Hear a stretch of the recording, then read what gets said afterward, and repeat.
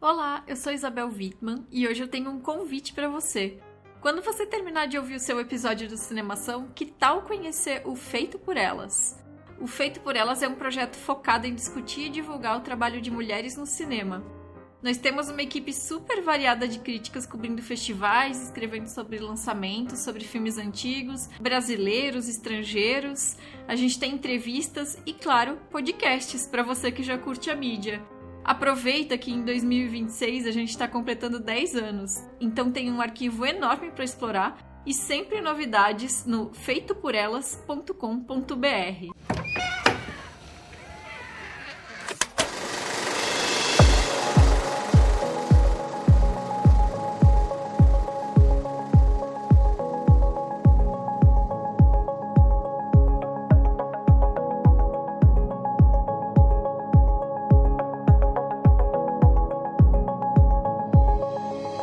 Seja bem-vindo ao podcast Cinemação 643. Eu sou Rafael Arinelli e hoje temos aqui comigo Domênica Mendes. Olá, senhor Rafael Arinelli. Olá. Como o senhor está? O senhor está bem?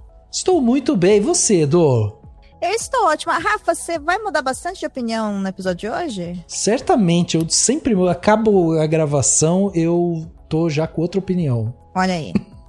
E uns arrependimentos, né? Eu entendo. E uns arrependimentos, exatamente. Queria já deixar registrado que Domênica é parte importante aqui do meu dia a dia, que ela faz o meu dia ser mais alegre, porque ela me manda muitos vídeos de cachorrinhos. E é demais, sério, eu adoro. Por favor, continue. Continuarei.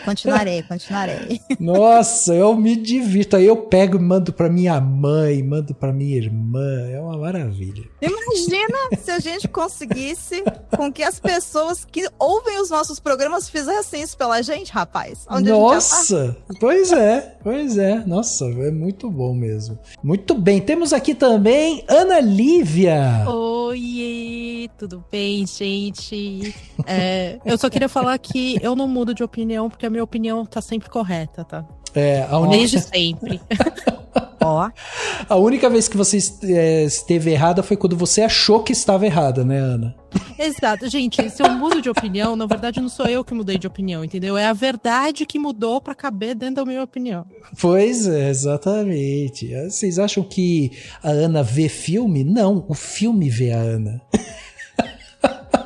Exato, na Rússia Soviética de Ana Lívia Marx. Ai, muito bom. E temos aqui também Rodrigo Basso. E aí, gente, tudo bem? Só queria dar uma opinião aqui, que eu queria saber o porquê que o Rafa só chama a gente pra termo escalafobético. Defina escalafobético.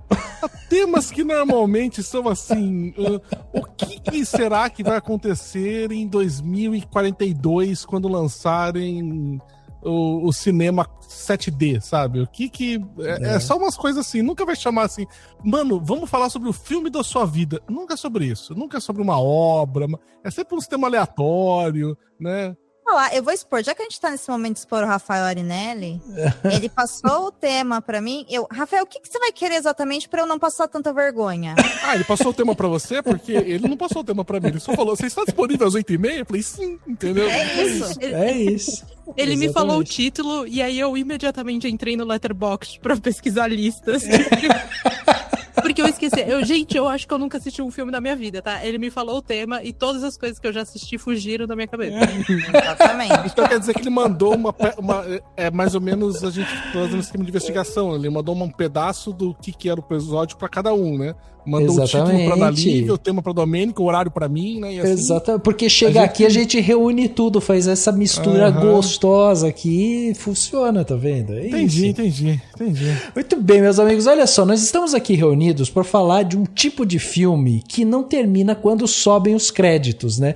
Ele continua reverberando, silencioso, às vezes incômodo, né? Às vezes até desconfortável na gente. Não é necessariamente o mais bonito, nem o mais tecnicamente impecável, mas é aquele que planta dúvida, que mexe com a gente, e dúvida, quando bem cultivada, ela vira transformação. Hoje a gente vai falar sobre o cinema que nos faz mudar de opinião, aquele que não te diz apenas pensa assim, faz daquele outro jeito e tal. Não, mas ele te faz sentir como é pensar daquela forma, ou como é você estar, né, em um outro ângulo diferente em determinadas situações. Porque olha só, quando você assiste, por exemplo, 12 Homens e uma Sentença, você entra naquela sala de deliberação ali sem grandes expectativas e parece que já tá tudo meio decidido, uma maioria inclinada, condenação e tudo mais, mas aí um único personagem começa a questionar, não com certezas absolutas ali, mas com dúvidas,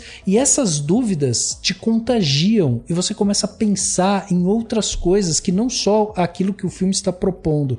A gente vai falar sobre empatia, vai falar sobre filmes, né? Como, por exemplo, filmes que tocaram o coração das pessoas, como Central do Brasil, Parasita, por exemplo, que é um filme que provoca também pensamentos, funcionam justamente como dispositivos de deslocamento, assim. Então vamos falar sobre filmes que provocam, né? Eles provocam esse confronto interno e vamos entender por que o cinema que realmente transforma não dá respostas prontas, ele te deixa com perguntas melhores. É isso, vamos bater esse papo agora no segundo ato desse podcast.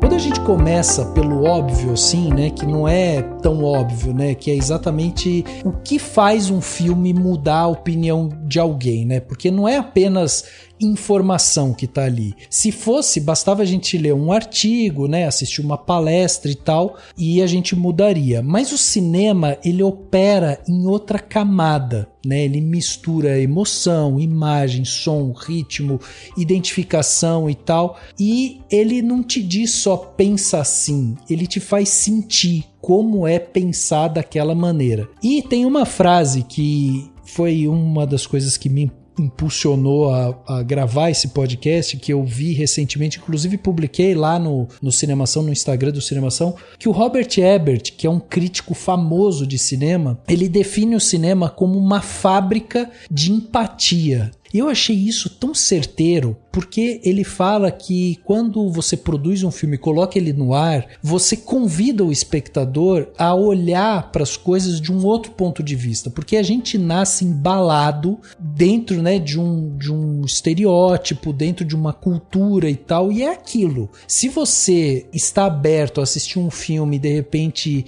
sair um pouco desse quadrado, né, que foi imposto para você, você consegue ver culturas diferentes, entender sentimentos diferentes, opiniões, pessoas que são colocadas em situações que às vezes são inimagináveis na nossa vida ordinária, assim, né? Então, essa coisa de colocar o espectador na posição do protagonista, do personagem, torna essa fábrica de empatia funcional. E eu queria saber de vocês, assim, vocês concordam com esse tipo de coisa? Ou vocês acham que o cinema funciona muito mais como entretenimento? Quem muda de opinião já está meio predisposto ali a mudar de opinião. Como é que vocês veem isso? Cara, eu acho que quem não muda de opinião deveria começar a responder essa pergunta. Ô, Ana, o que você acha? Gente, não, agora de verdade, de maneira genuína, eu raramente mudo de opinião, porque os filmes que me tocam, eu acho que eu não chego com opinião formada, então assim, não tenho como mudar uma opinião, entendeu? Eu chego com a cabeça muito aberta, e aí o filme me transforma, e aí eu tava tendo até esse debate com umas amigas, tipo, enquanto eu perguntava, cite todos os filmes que você já viu, a gente tava se perguntando justamente, tipo, qual é a diferença entre mudar de opinião e transformar a sua vida, o seu ponto de vista, te transformar como pessoa, porque eu acho que muitos filmes fizeram isso pra mim, e inclusive eu acho que é o que diferencia o ser humano de outros animais, assim, outros animais produzem arte, outros animais vivem em comunidade, outros animais têm ferramentas, o que diferencia o humano de outros animais é o fato de que a gente conta histórias, é o fato de que a gente cria narrativa narrativas, e todo o nosso senso de empatia tá atrelado a isso, a esse passar de histórias, e uma certa suspensão da descrença também, onde, tipo, você sabe que aquilo é uma história, mas você sente aquilo como se fosse real e pessoal e seu, e que você viveu. Mas mudar de opinião, eu sinto que eu precisaria ter chegado num lugar com uma opinião formada. Eu tava pensando muito, por exemplo, em Bicho de Sete Cabeças, que é um filme que transformou, tipo, mudou total a minha visão, assim, de maneiras como a gente lida com saúde mental, a história da saúde mental no Brasil, os manicômios, hospitais, médicos, etc. Mas eu não cheguei no filme pensando assim, nossa, manicômios são 10 de 10, ótimos. Eu cheguei, tipo, pensando assim, não sei nada sobre manicômios, e saí pensando, putz. Eu tava tendo essa mesma discussão, Ana, com a Dô, hoje na hora do almoço, que eu também cheguei numa conclusão bem parecida com a sua, porque quando foi questão de mudar de opinião, eu também pensei, falei assim, poxa, eu cheguei no Tropa de Elite falando, puta, a polícia é bom pra caralho, adoro polícia, eu saí do Tropa de Elite e falei assim, nossa, que merda que a polícia é, né? Não foi, né? Porque pra mim, mudar de opinião, eu concordo com a Ana, vem disso, né? Eu já tava com uma opinião formada, e aquilo ali alterou. Agora teve muitos filmes que sim, eu acho que me despertaram pra uma coisa que eu não estava pensando antes. E aí não sei se entraria na categoria de mudar de opinião, porque eu não tinha ela ainda, né? Eu não tinha parado pra pensar nisso, não tinha parado pra ver isso daí, né? Então, é que talvez você não tivesse uma opinião, mas era uma opiniãozinha, assim.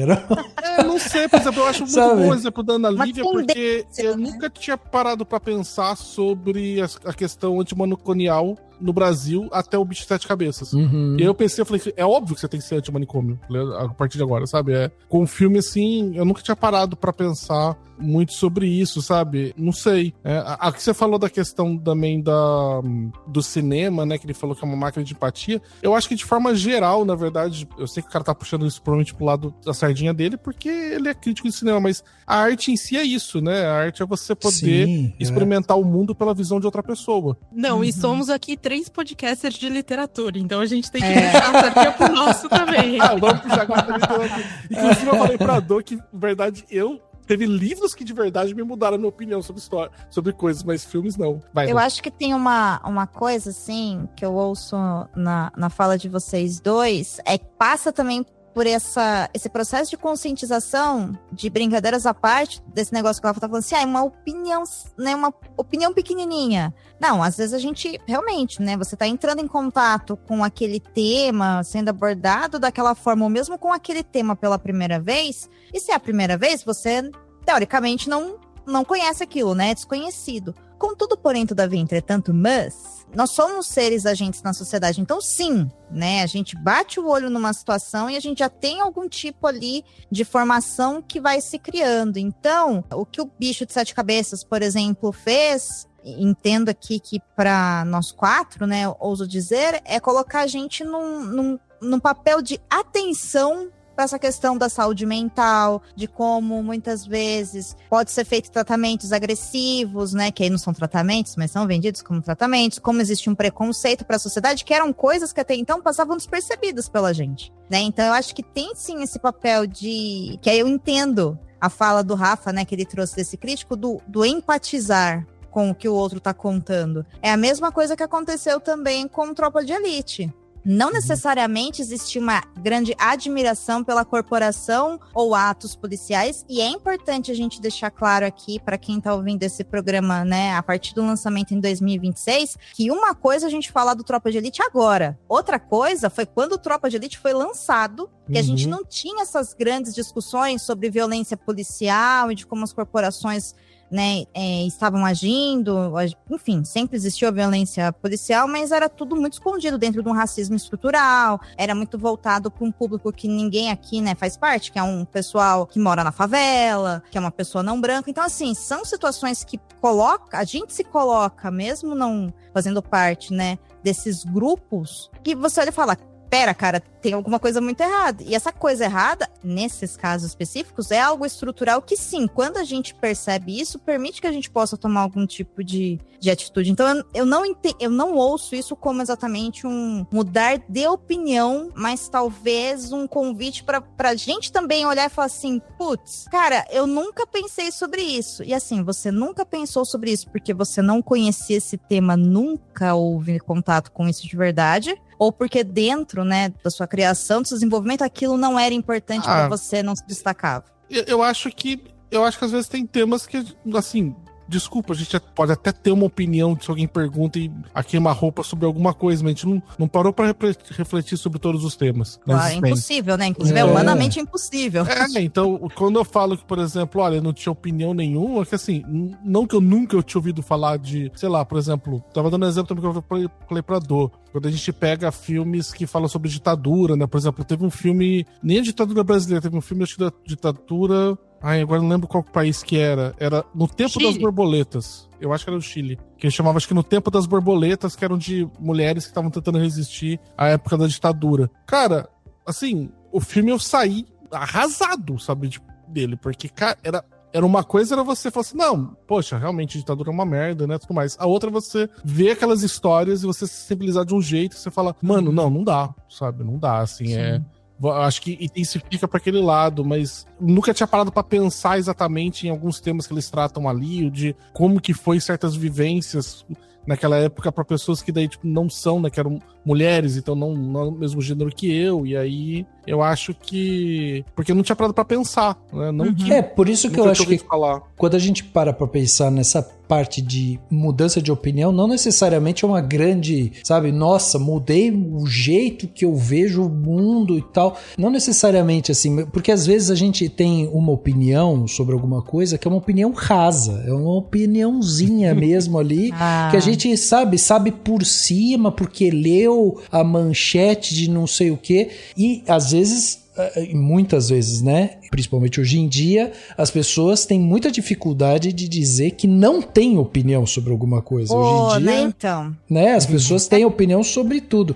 E tem uma coisa, até pra exemplificar um pouco isso. Quando eu tava pesquisando aqui, né, pro nosso papo, eu vi que teve um estudo que fizeram um experimento na Universidade de Nova York, que eles pegaram umas pessoas e colocaram elas pra assistir alguns filmes sobre imigrantes. Horas depois, eles perceberam que essas pessoas que assistiram os filmes de imigrantes, e eram filmes muito assim humanizados, né, contando a história de dificuldade daquelas pessoas e tudo mais e tal. Horas depois disso, as pessoas que assistiram, elas demonstravam mais compaixão, né, por refugiados reais ali. Então não era só um efeito placebo, sabe? Existia uma conexão ali. E daí, quando eles monitoraram, eles viram que tem uma parte do córtex pré-frontal medial do nosso cérebro que ele acende nesses momentos e que o cérebro, mesmo sabendo que é uma ficção, ele simula aquela experiência. Então, quando o Basso fala assim, pô, assisti um filme e eu saí arrasado, é científico, é uma conexão neural que é feita ali. O seu cérebro, ele criou novas sinapses, né, para que você fizesse essa conexão. Então, nesse caso que eu dei de exemplo, né, na Universidade de Nova York, entre aquela coisa ali dos imigrantes, a pessoa assim, foi assistir o filme só pensando, tem opinião sobre imigrante? Sei lá, eu vi que eles roubam o emprego, eu vi que eles, sabe, estão fugindo de não sei o que e tal. Eles partiram disso por uma coisa meio... Não, eles são seres humanos mais complexos, com outras histórias, né? Então eles ganharam novas camadas. Então essa mudança de opinião passa por isso também. E eu acho que é muito corajoso a gente chegar aqui num podcast e falar assim, talvez eu não mude de opinião porque eu não tinha opinião. E aí pode ser que as pessoas falem, o quê? Você não tinha opinião sobre o Bop? Você não tinha opinião, sabe assim, sobre manicômios? Cara, isso que você falou é muito interessante, porque eu acho que entra nesse assunto justamente do poder da empatia, e aí a responsabilidade do artista numa questão política e social muito maior, assim. Porque esse é um assunto que eu penso constantemente. Qual é a minha responsabilidade enquanto criadora? Eu tenho responsabilidade sobre as reverberações que o meu conteúdo vai causar ou não, e até que ponto, né? Porque a Dô tava falando, por exemplo, do Tropa de Elite, e eu acho que a intenção do Tropa de Elite era essa, de mostrar a brutalidade do BOP e a maneira como a polícia desumaniza as pessoas das comunidades, etc. Mas coisa mais louca da empatia é de você criar uma narrativa personalizada, assim, de você trazer isso para uma pessoa e você começar a se identificar com a pessoa da história, e que muita gente se identificou com o Capitão Nascimento e empatizou com a polícia, entendeu? Não com a pessoa que estava sofrendo a violência. Então, isso também entra nesse assunto de tipo, beleza, a minha intenção foi X, a consequência foi o extremo oposto, e qual é a minha posição enquanto artista, enquanto criador disso, assim, de tipo, eu coloquei agora uma bola de neve na sociedade e talvez gere coisas horrorosas, assim, né?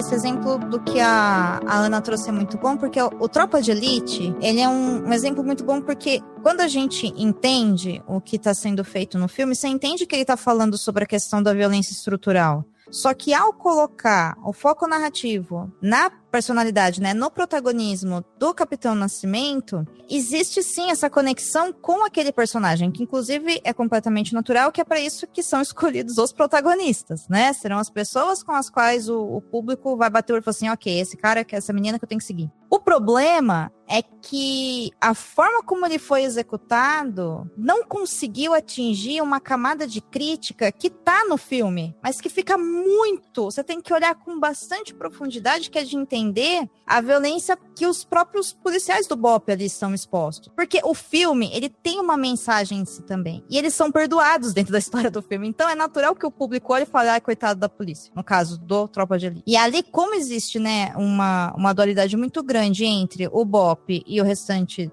dos civis, né, da comunidade, cara, se os policiais são pobres coitados que a gente tem que defender logo, todos os outros são errados. Né? Então, a execução foi...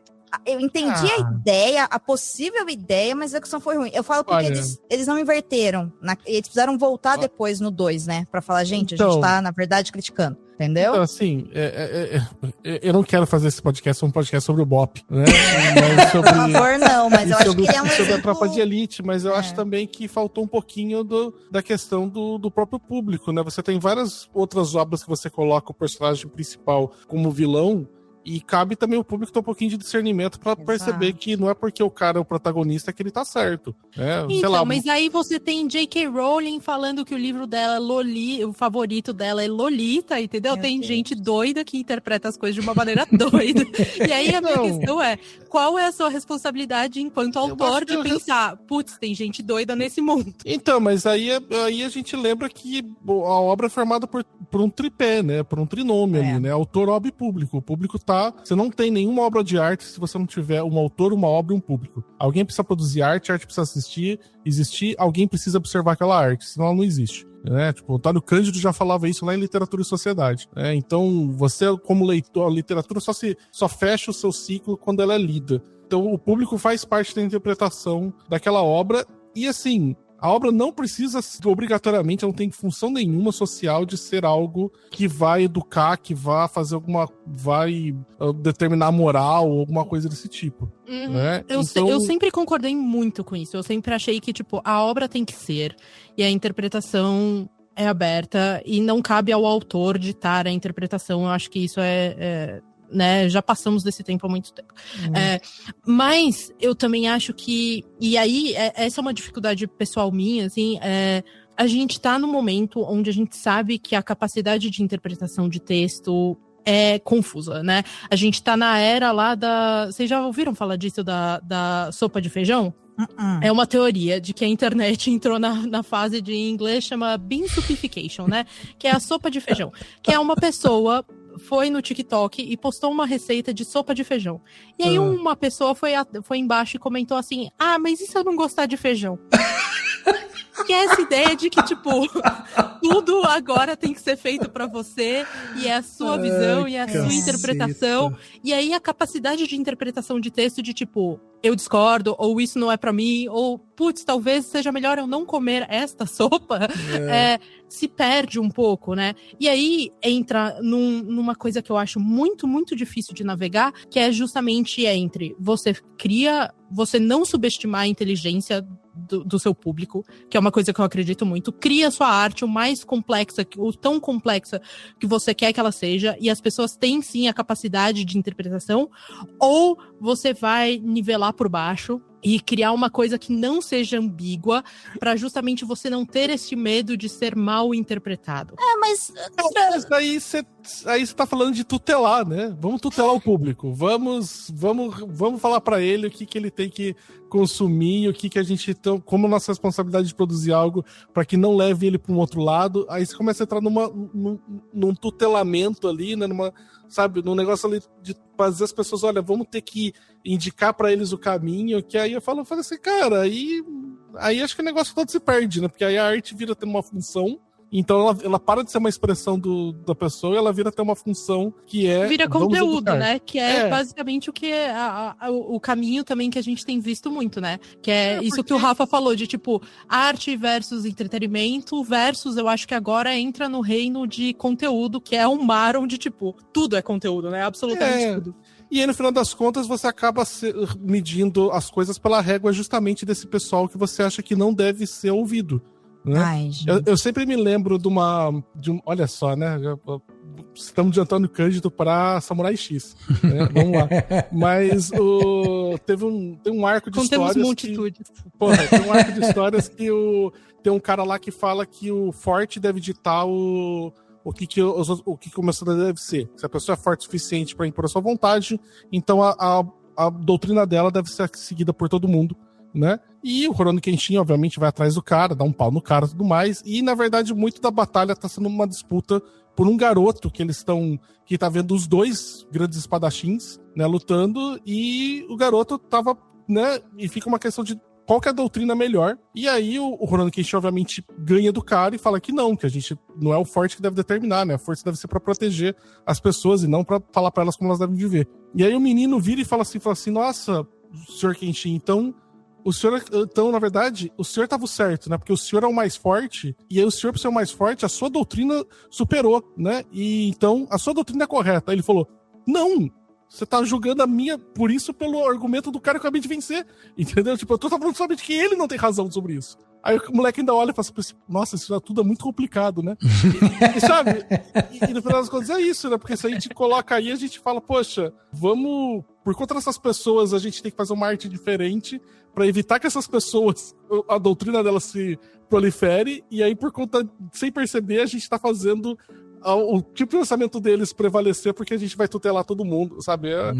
Mas você sabe que vocês falando, eu lembrei aqui, né? Que tem uma teoria, né, que se chama teoria da dissonância cognitiva, que foi feita lá por um psicólogo e tudo mais, e ela descreve um pouco do desconforto, né, mental que a gente sente quando a gente mantém crenças, valores ou comportamentos que são contraditórios, né? E o cinema, ele meio que induz também a essa dissonância cognitiva, assim, meio que de propósito, né, em alguns casos. Então ele te faz gostar, às vezes, de personagens que você deveria, entre aspas, odiar.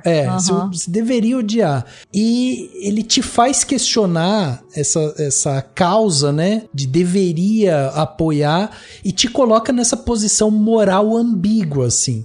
Então eu acho que, por exemplo, tem um exemplo que eu acho que é muito bom, que as pessoas vão lembrar, de Coringa, por exemplo, né, que é o filme lá, que tem o Arthur Fletcher e tal. Quando a gente assiste o filme, a gente tá olhando ali e tá vendo um cara fazer coisas terríveis, assim. Só que você entende a espiral que acontece ali. Uhum. Você sente a raiva ser acumulada ali, né, e tal, e você sai pensando do filme assim, tá, e se a sociedade realmente empurra as pessoas pra esse abismo a ponto, né, da pessoa chegar nesse limite, assim. Assim, viu, gente? Empurra.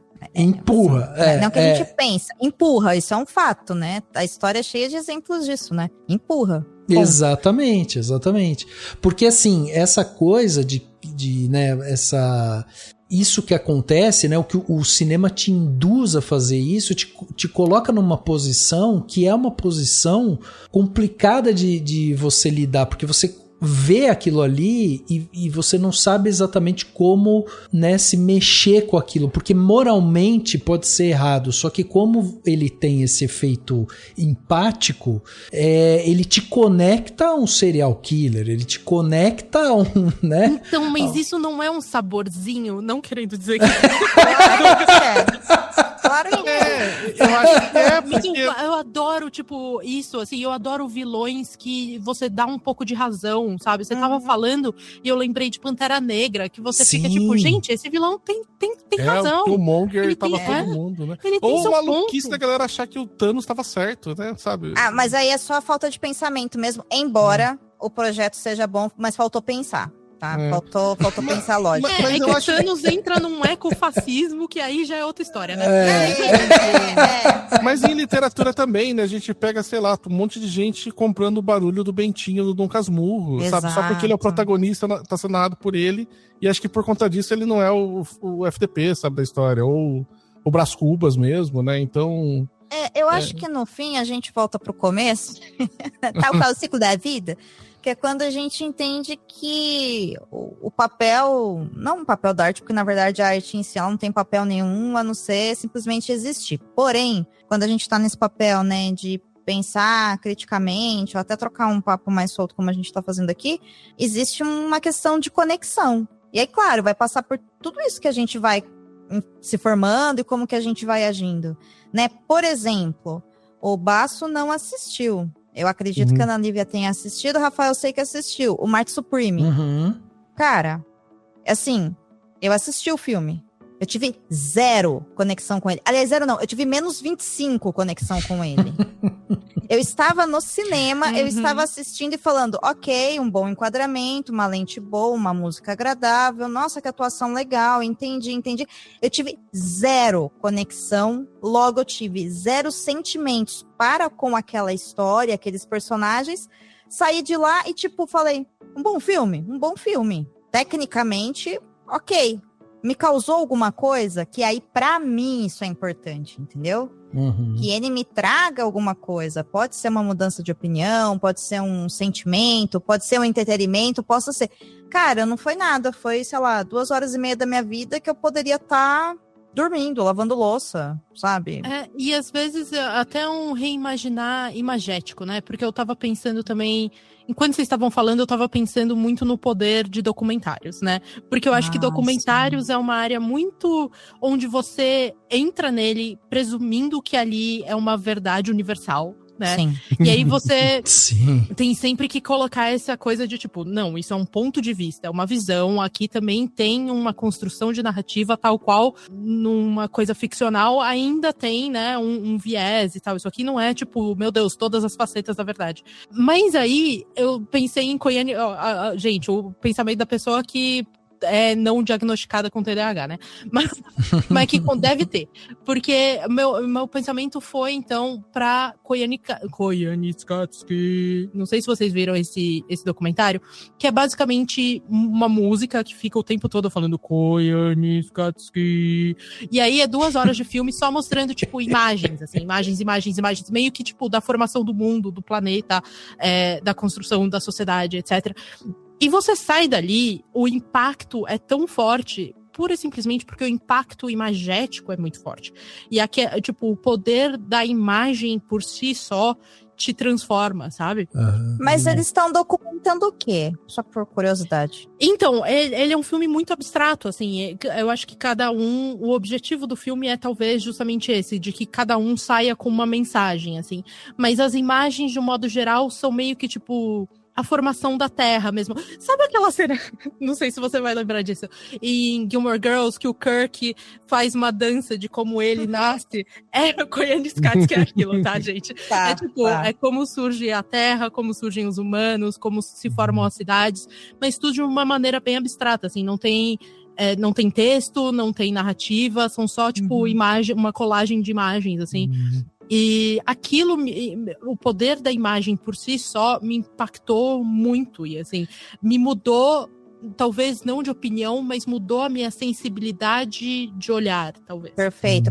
Mas assim, aí a gente também entender que a experiência desse filme, né, que você assistiu, que você tá relatando pra gente, possa ser realmente proporcionar essa experiência mais imagética. Só que assim, aquelas imagens, elas não são criadas por você ao ouvir o som. Elas foram criadas por pessoas que escolheram, que outras pessoas escolheram colocar. Então assim, aí vem essa questão. Por isso que eu perguntei, né, o que tá sendo documentado? Porque essa própria sensibilidade que você falou me lembrou muito um documentário brasileiro muito bom, que chama Nós que aqui estamos, por vós esperamos.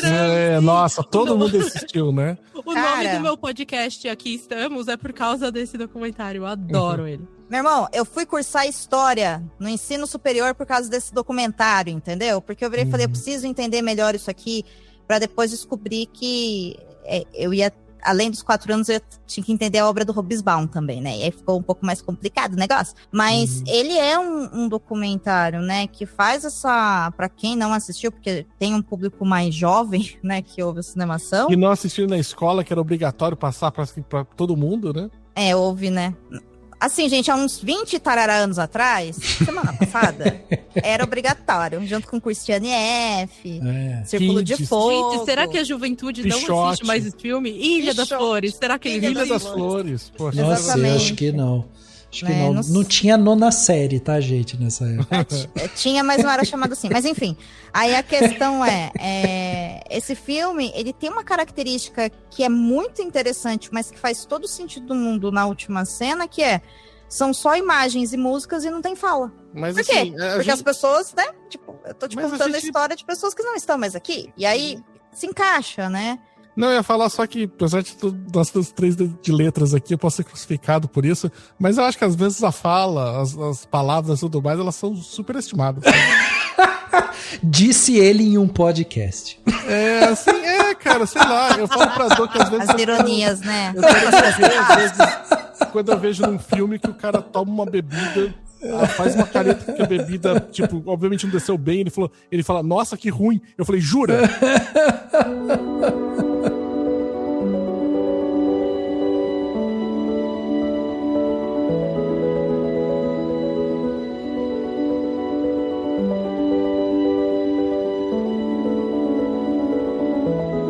Por que será que a gente às vezes se identifica mais com um filme do que você...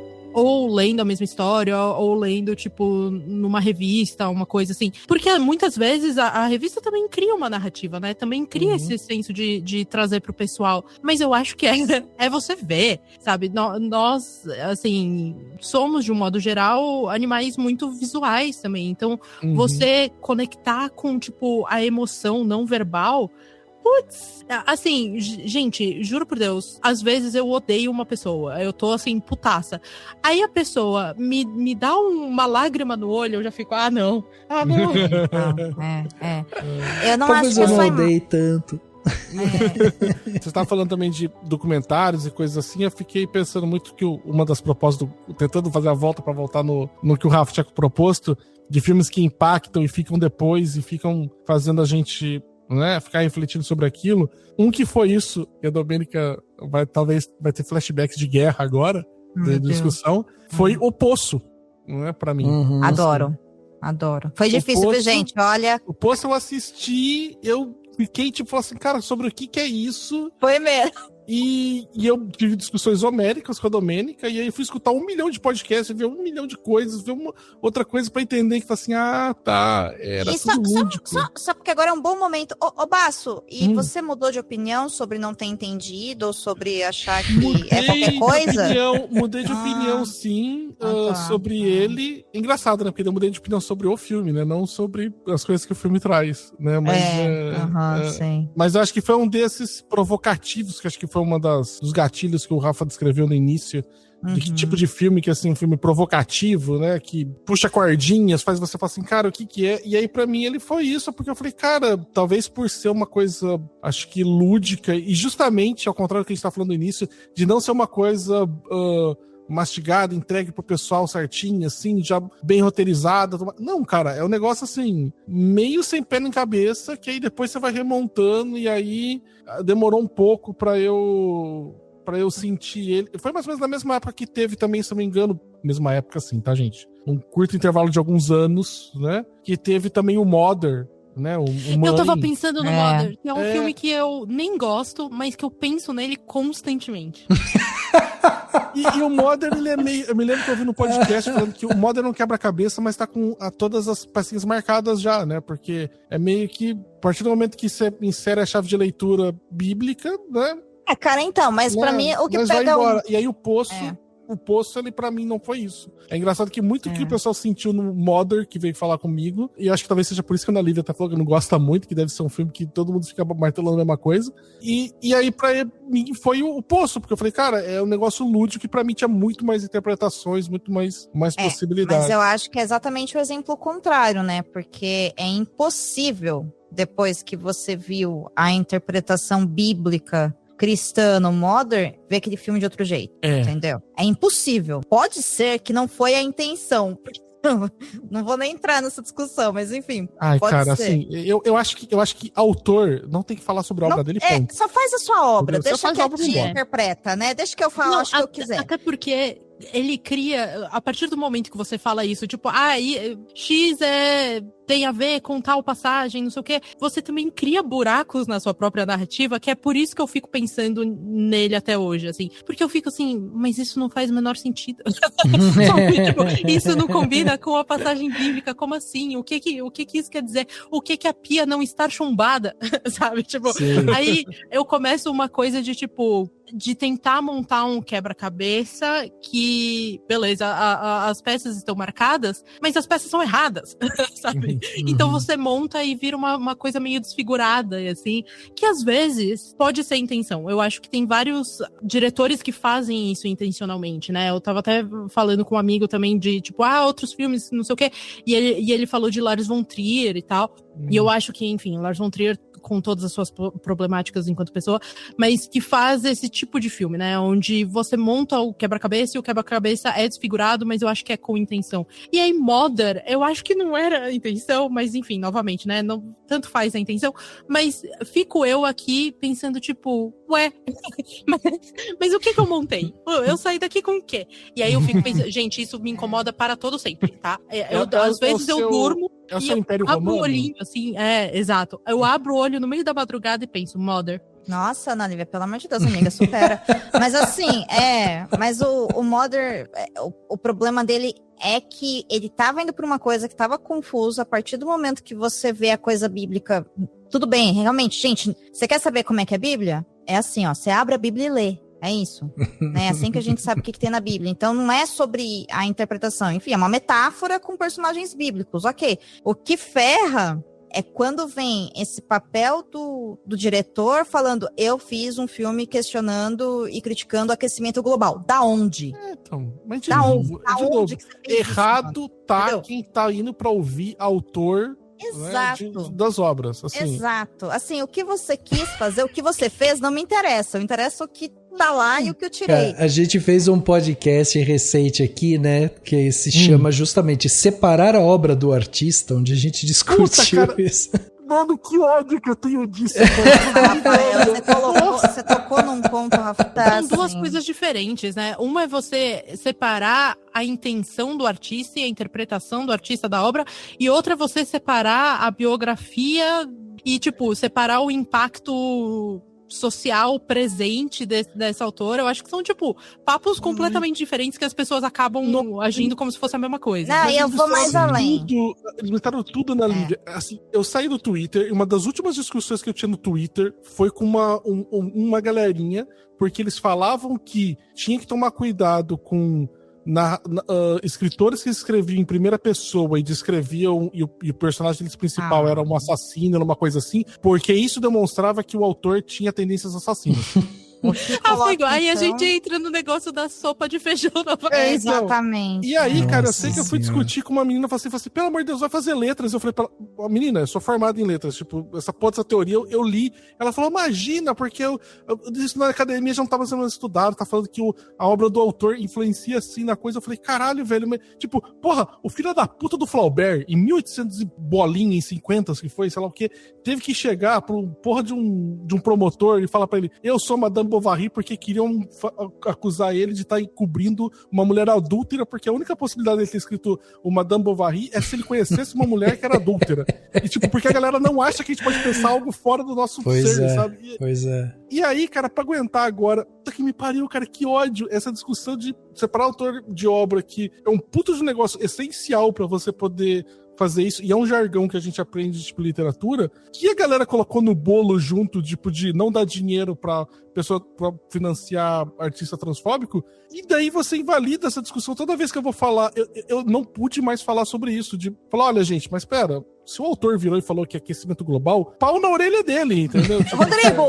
Mas você sabe que, assim, tem uma... Então, mas... Quem quiser, depois tem esse podcast lá que as pessoas podem ouvir, inclusive, né? A gente faz aqui, essa discussão. 641, tô até colocando na minha lista pra ouvir. Mas tem uma coisa que eu acho interessante, que é a seguinte... Porque quando a gente fala de mudança, né, o que a obra pode provocar essa mudança, é lógico que a gente está pensando na obra como um todo, mas não necessariamente, né, e a gente trouxe aqui o exemplo que vocês bem falaram de Mãe, mas ela tem uma coisa também de que às vezes tem momentos da obra que te tocam mais do que outros, que te fazem sentir um pouco mais de empatia com aquele personagem, com aquela situação e tal, que às vezes não é a obra toda, né, mas é um momento que simplifica, o que ela sintetiza aquilo que a gente está sentindo ali. E eu acho que isso é interessante da gente pensar também, porque é óbvio, né, que se você for pegar, tipo, sei lá, Central do Brasil, Cidade de Deus e tal, que vai mostrar pra gente realidades fora, né, daquilo que você tá vivendo de repente. Assim, nós quatro aqui. Nós quatro, claro. Exatamente. Mas assim, se a gente pega essas situações assim, às vezes tem um momento do filme que ela te pinça lá no fundo, assim, sabe? Tipo, um momento em que ela pede lá em Central do Brasil pra ela, sei lá, pra outra pessoa falar o que ela quer na carta, e a mulher vai escrevendo e aí você fica emocionadíssimo com aquilo te conecta. Ou mesmo essa coisa que a gente tava falando dessa coisa contraditória, né? Eu pego um personagem que ele é extremamente ambíguo e aí quando ele explode em tensão, você simpatiza com ele naquele momento que você fala, cara, é isso. Assim, eu entendi por que você não aguenta mais. Então tem momentos, e eu tô falando isso porque às vezes, tipo, Mother, né, pode ser um filme que tenha vários problemas ali, e mesmo que o autor da obra fale, eu queria falar sobre problemas, enfim, ambientais e não sei o que e tal, beleza, essa foi a interpretação dele, ele fez uma obra sobre isso. Agora tem um monte de gente que está interpretando de outra forma, porque a obra ela acaba tendo isso, né, essa coisa, essa visão múltipla. E aí eu acho que entra uma outra coisa que a Ana Lívia até falou pra gente um pouco antes, que é essa preocupação dela no momento em que ela está ali sentada pensando no tipo de conteúdo que ela vai fazer, porque entra um pouco também do nosso papel como produtores de conteúdo, porque tem uma galera que pega na nossa mão e fala assim, pô, o que a Domênica falar é mais ou menos aquilo ali que eu também acho, porque tem uma opinião muito próxima da Domênica, entendeu? E isso é um negócio que às vezes a gente tem que ficar de olho também, né, nisso. Tem que ficar atento a isso, porque às vezes a coisa se amplifica. Eu já tive alguns casos que eu até já contei aqui no Cinemação, que, por exemplo, o primeiro momento, quando eu assisti Pantera Negra, no primeiro momento eu não gostei do filme. E aí a gente chamou os convidados, eu não sei o que e tal. A hora que a gente foi gravar, eu tava assim, com essa posição marcada, assim, tipo, puta, não tinha gostado, eu tinha achado muita coisa clichê e não sei o que e tal. A gente trouxe aqui um convidado que começou a falar E ele, amante de quadrinho, negro e tal, ele começou a falar da diáspora e não sei o que e tal. Terminou o podcast, eu falei, caralho, esse filme é foda demais. Sabe? Porque é isso, é uma coisa assim de tipo, às vezes a interpretação, por isso que eu até falei pra vocês no começo, assim, às vezes a gente acha que tem uma opinião e na real, às vezes é muito mais difícil a gente admitir que eu não tenho opinião sobre isso. Eu acho que o desafio é outro, né? Eu acho que o desafio é a gente aceitar sim que a gente tem uma opinião, assim como aceitar que nós somos seres vivos e cheios de contradições, então tá ok eu me identificar com um vilão dentro de um filme, tá ok eu estar assistindo um filme mega violento de terror e, sei lá, ver o Art e o palhaço estraçalhando um monte de gente e falar assim, estraçalha. Sabe, cara, a arte... John Wick, né? John Wick. Não, tá certo, John. Não foi o suficiente ainda pro cachorrinho. O cachorrinho foi morto. Continue matando mais infinitas pessoas, sabe? Tá ok você achar isso dentro de um filme, sabe? Ou dentro de um livro, ou dentro de um quadrinho, enfim, qualquer forma de expressão de arte humana. Né? Nesse ambiente, com muitas aspas, virtual, é seguro, está ok... São contradições do ser humano, não tem problema nenhum. Ou, se eu quiser me identificar, eu aqui, né, Domênica, com, sei lá, a Miranda Priestley, do Diabo Veste Prada. Cara, tá tudo bem, assim. Eu e ela temos o que em comum? Nada. Mas se eu quiser me identificar com ela e me identificar, está ok, está num campo de segurança, né? Agora, é claro que a gente sai de lá, desses filmes, dessas obras, com uma opinião. O que você tá relatando pra gente é que, ao conversarmos com outras pessoas... nós podemos mudar de opinião. E isso, cara, é essencial para a evolução da pessoa.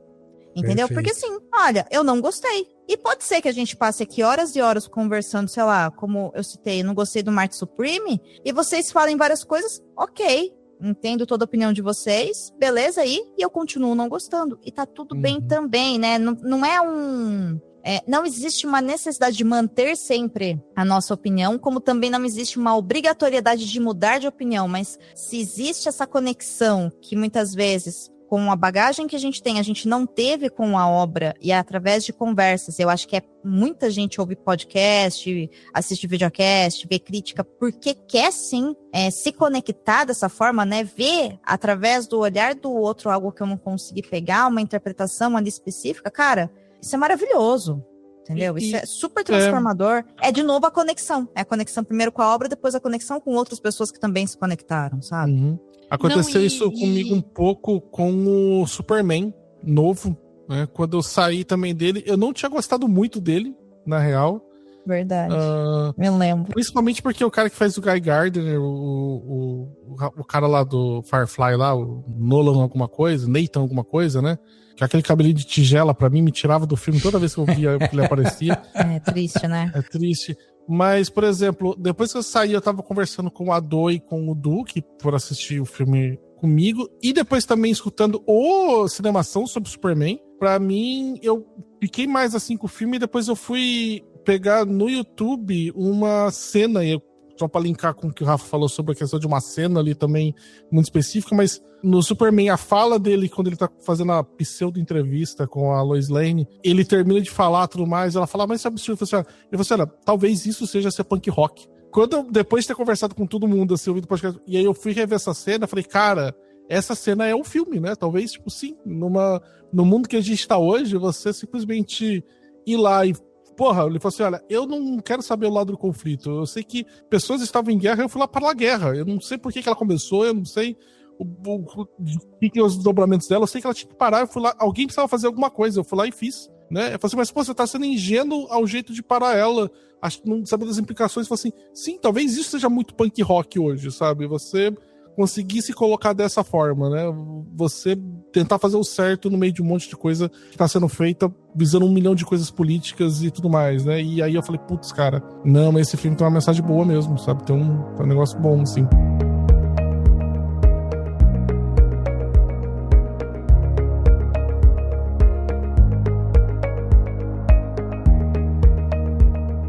A gente tinha falado disso de trazer talvez atenção para um assunto que a gente não tinha pensado antes. Eu acho que o cinema cai também nesse lugar de, às vezes sim, você pensou no assunto, mas você não tinha todas as informações e tudo bem mudar de ideia quando você recebe mais informações, né? Porque eu acho que é isso que talvez falta muito no Twitter e na sociedade atualmente, que é isso de tipo, sim, eu tinha uma opinião ontem, mas aí hoje eu recebi novas informações, os fatos mudaram e eu mudei de opinião também e tudo bem, né? Exatamente. E eu acho que isso é uma coisa legal da gente observar, porque muitas vezes as pessoas acham que a crítica ela serve para explicar, né, o filme e tal. E ela não explica o filme. Essa não é a função da crítica. A crítica ela revela justamente como que o filme ele pode nos desmontar, remontar e tal, baseado na visão daquele crítico também. Então, a ideia da crítica não é dizer se um filme é bom, se o filme é ruim e tal. Ele vai dizer o que impactou para ele, né? E aí a pessoa que tá lendo aquilo, assistindo aquele conteúdo, baseado naquilo, ela pode ir lá e ver. Mas isso acaba ajudando justamente nessa visão transformadora, né, que a gente tem, que a gente pode ter. E aí entra numa coisa que eu queria perguntar para vocês também, a respeito do cinema, inclusive como um agente social, assim, né, porque o cinema, ele funciona também, assim como a literatura, né, como um registro histórico e cultural também, daquele momento que ele é lançado e tudo mais.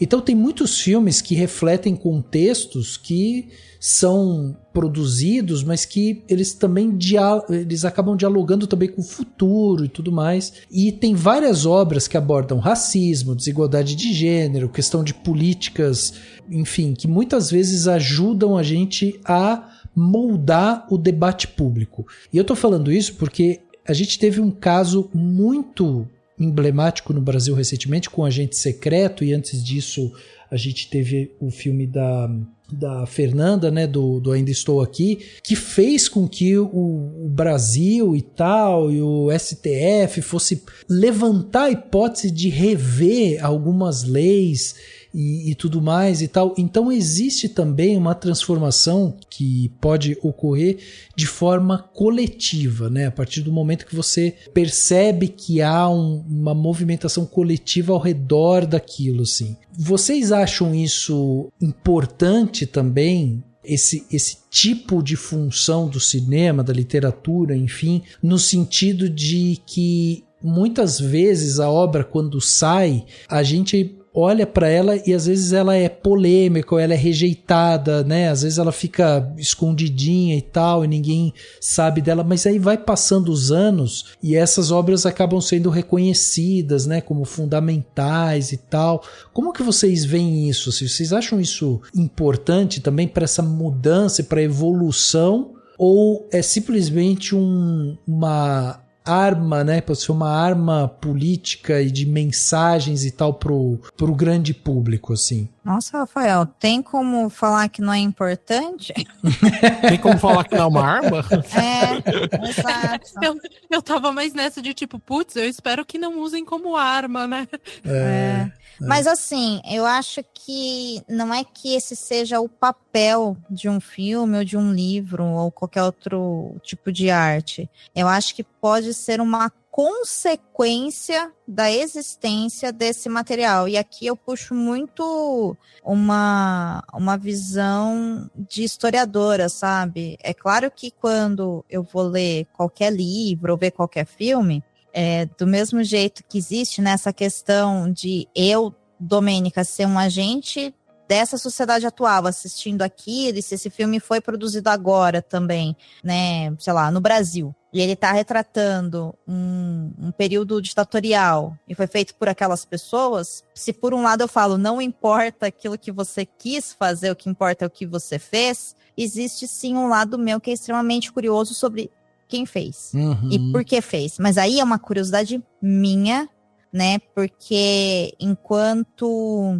historiador eu entendo também, e eu não vou conseguir desassociar, né, eu estudei isso, não tem como desassociar, que tudo aquilo que é produzido, ele é fruto, sim, da sociedade, daquelas pessoas que estão inseridas naquela sociedade e tudo mais, e sim, isso diz muito sobre um grupo, ao menos, que está inserido dentro daquele período de tempo, né, específico, porque você pegou aí duas obras brasileiras que são extremamente críticas à ditadura militar, por exemplo, ao mesmo tempo que tudo bem, a gente tá falando aqui de filmes, né? Não necessariamente filmes que vão ao cinema.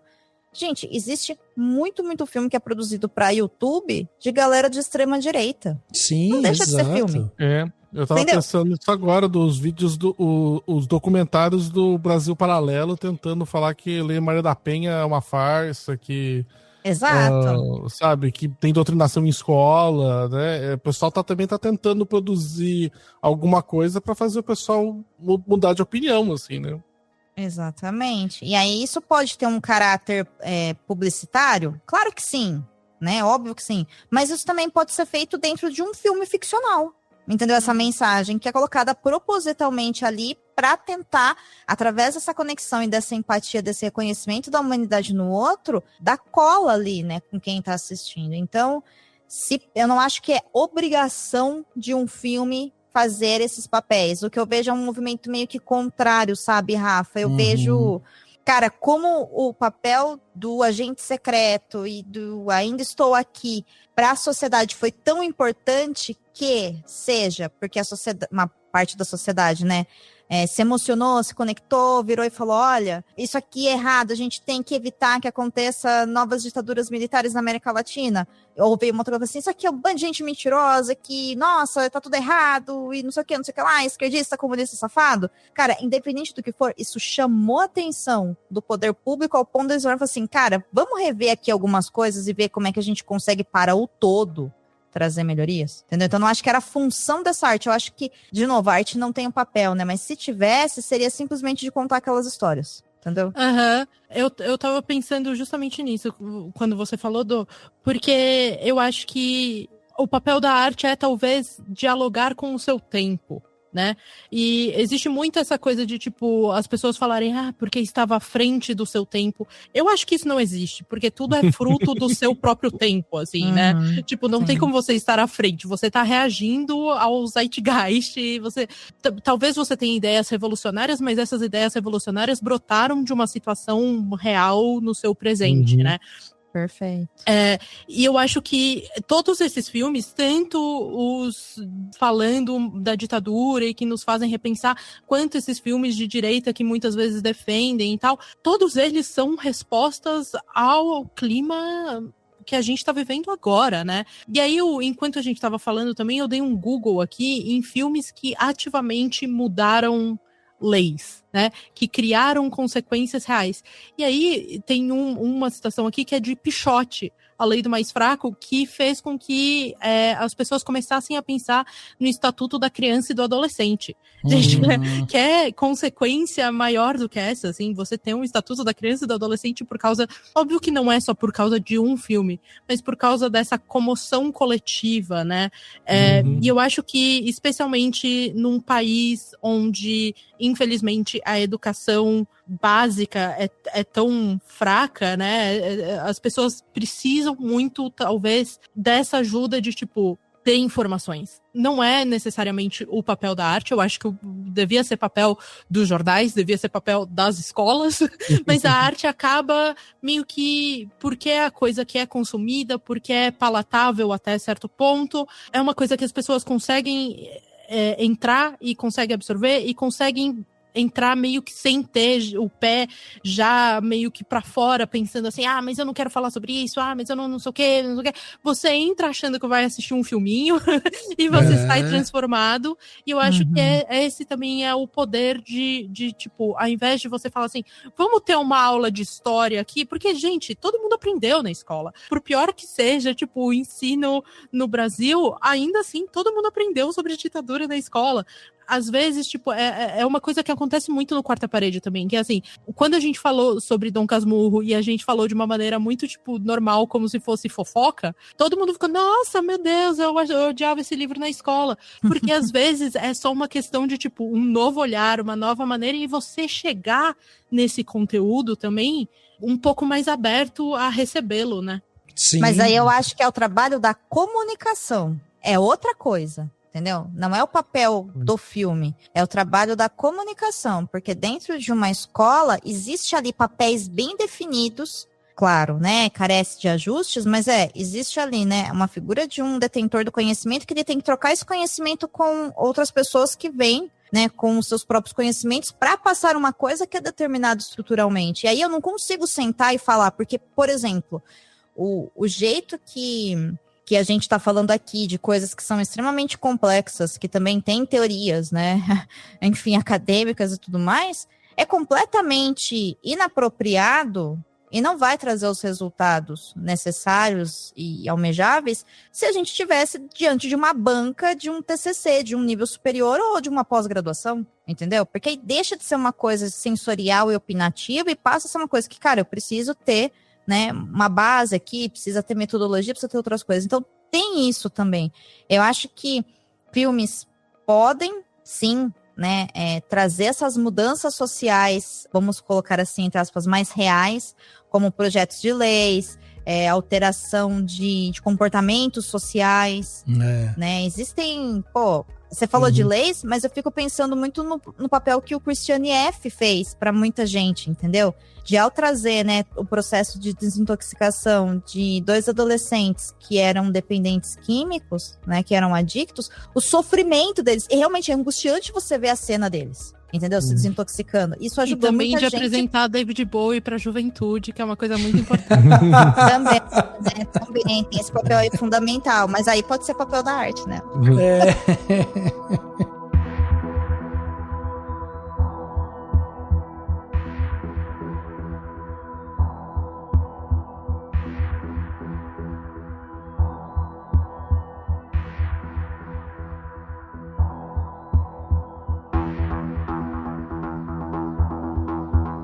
O Rafa tava falando sobre essa questão também da representação e como é que talvez às vezes mude, né? Eu fiquei muito pensando sobre, e ficou falando de futuro também, ou como, sei lá, se a gente vê os filmes, ou principalmente a literatura, na década de, sei lá, 20, 30, 40, 50, como elas pintavam os futuros que seriam melhores. Então existia uma visão positiva do futuro. Então você tem um retrato desse nessa época, as pessoas ficavam mais esperançosas por conta desses filmes, falando assim, nossa, no futuro nós seremos carros voadores, nós seremos robôs que vão fazer o nosso trabalho. Então existia uma pegada muito forte disso, e com o passar dos anos, esse futuro não chegando, você tem começando os filmes a trazer mais uma visão de coisas distópicas, né? Tanto que a gente teve na década de 80 e depois teve um revival agora na década de 2000, 2010, de filmes e livros que eram sobre distopias, né? O futuro nunca é algo positivo. O futuro sempre vai ser assim, se tá ruim agora, vocês se preparam porque vai piorar muito. Né? E ao mesmo tempo é curioso, né, quando a gente pensa nisso, porque se a gente pegar essa evolução nessa linha que você trouxe, Rô, eu penso muito na questão da distopia, né? Que sim, o mundo está colapsando, mas você vai ter normalmente um grupo de pessoas que vai resistir. E aí o convite é para que a gente seja parte desse grupo de pessoas. Sim. Então, nossa simpatia com essas pessoas.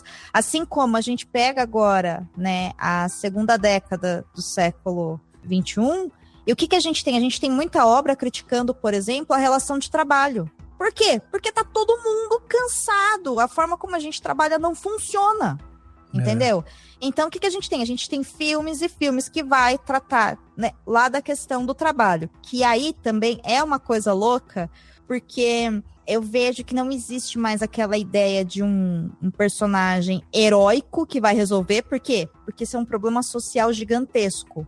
Então você não vai ter um Superman que vai lá e vai dar um pau na cara do capitalismo, e aí vai todo mundo se reorganizar magicamente, não vai ter mais exploração do trabalhador. Entendeu? Fim da escala 6x1, gente, porque o Superman deu um pau, entendeu? Não existe isso. Então, são tratadas o quê? As nossas agonias, as nossas dificuldades, a nossa questão de dificuldade de conexão com o outro por causa dessa questão do uso da tecnologia, né, em redes sociais, que são as coisas que estão hoje. Isso pode ser feito, é claro, de uma maneira dramática, isso pode ser feito num filme de comédia, isso pode ser feito, enfim, de formas infinitas, né? Até, enfim, sei lá, obras de terror, seja como for. Mas são sempre temas que, claro, estão em alta. Pode ser que, e eu acredito que sim, né? É impossível, por exemplo, você assistir um Parasita, que fala muito sobre essa questão, né, da relação de trabalho, da exploração do trabalhador. É impossível você sair daquele filme sem odiar o seu patrão. E assim, o teu patrão nem fez o você passar por aquilo que aquele cara passou,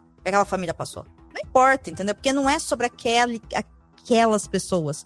É sobre o sistema, sobre como a gente é explorado. Isso não causa nada? Causa. Isso causa consciência nas pessoas e elas começam a questionar. E aí vai se formando, né, organicamente, uma formação social ali de pressão que pode ser que com o tempo venha a surgir uma mudança em lei, como por exemplo, né, enfim, é um long shot, mas sei lá, o fim da escala 6x1 no Brasil, entendeu? Então, assim, essas obras acabam ajudando nisso, querendo ou não. E elas são frutos do nosso tempo, porque essas são as nossas angústias, né? E também nossos prazeres também estão lá, né? Pra gente não acabar esse programa falando só de coisa ruim, né? Que coisa boa também. Não tem uma coisa de index zumbi, de que dizem que quando piora a situação econômica, crescem os filmes sobre zumbis e apocalipse, etc. Assim, eu tava lembrando disso.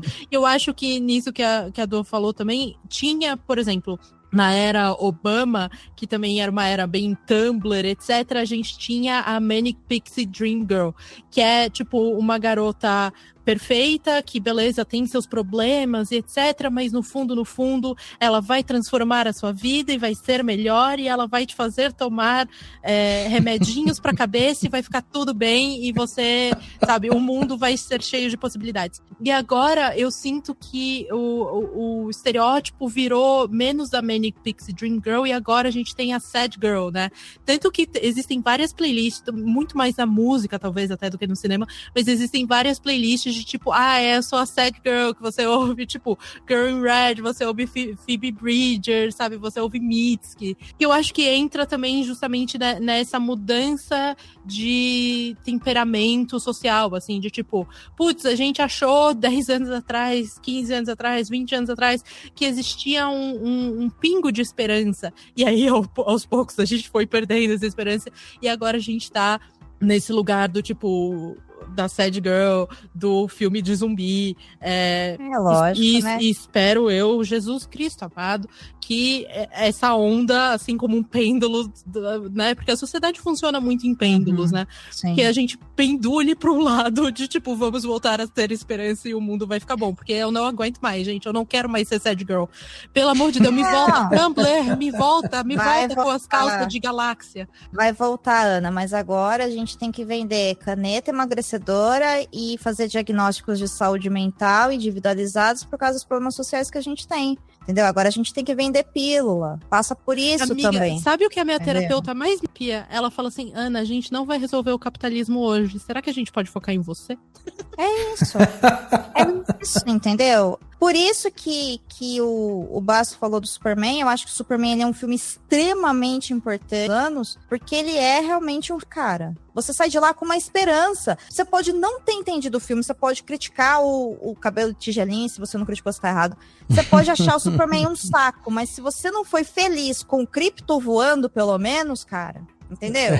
Qual que é o seu problema? Eu acho que Devoradores de Estrelas, sem dar spoiler aqui, tá? Eu acho que ele passa também por essa coisa, cara. Você sai do filme com uma sensação ótima. Maravilhosa, assim.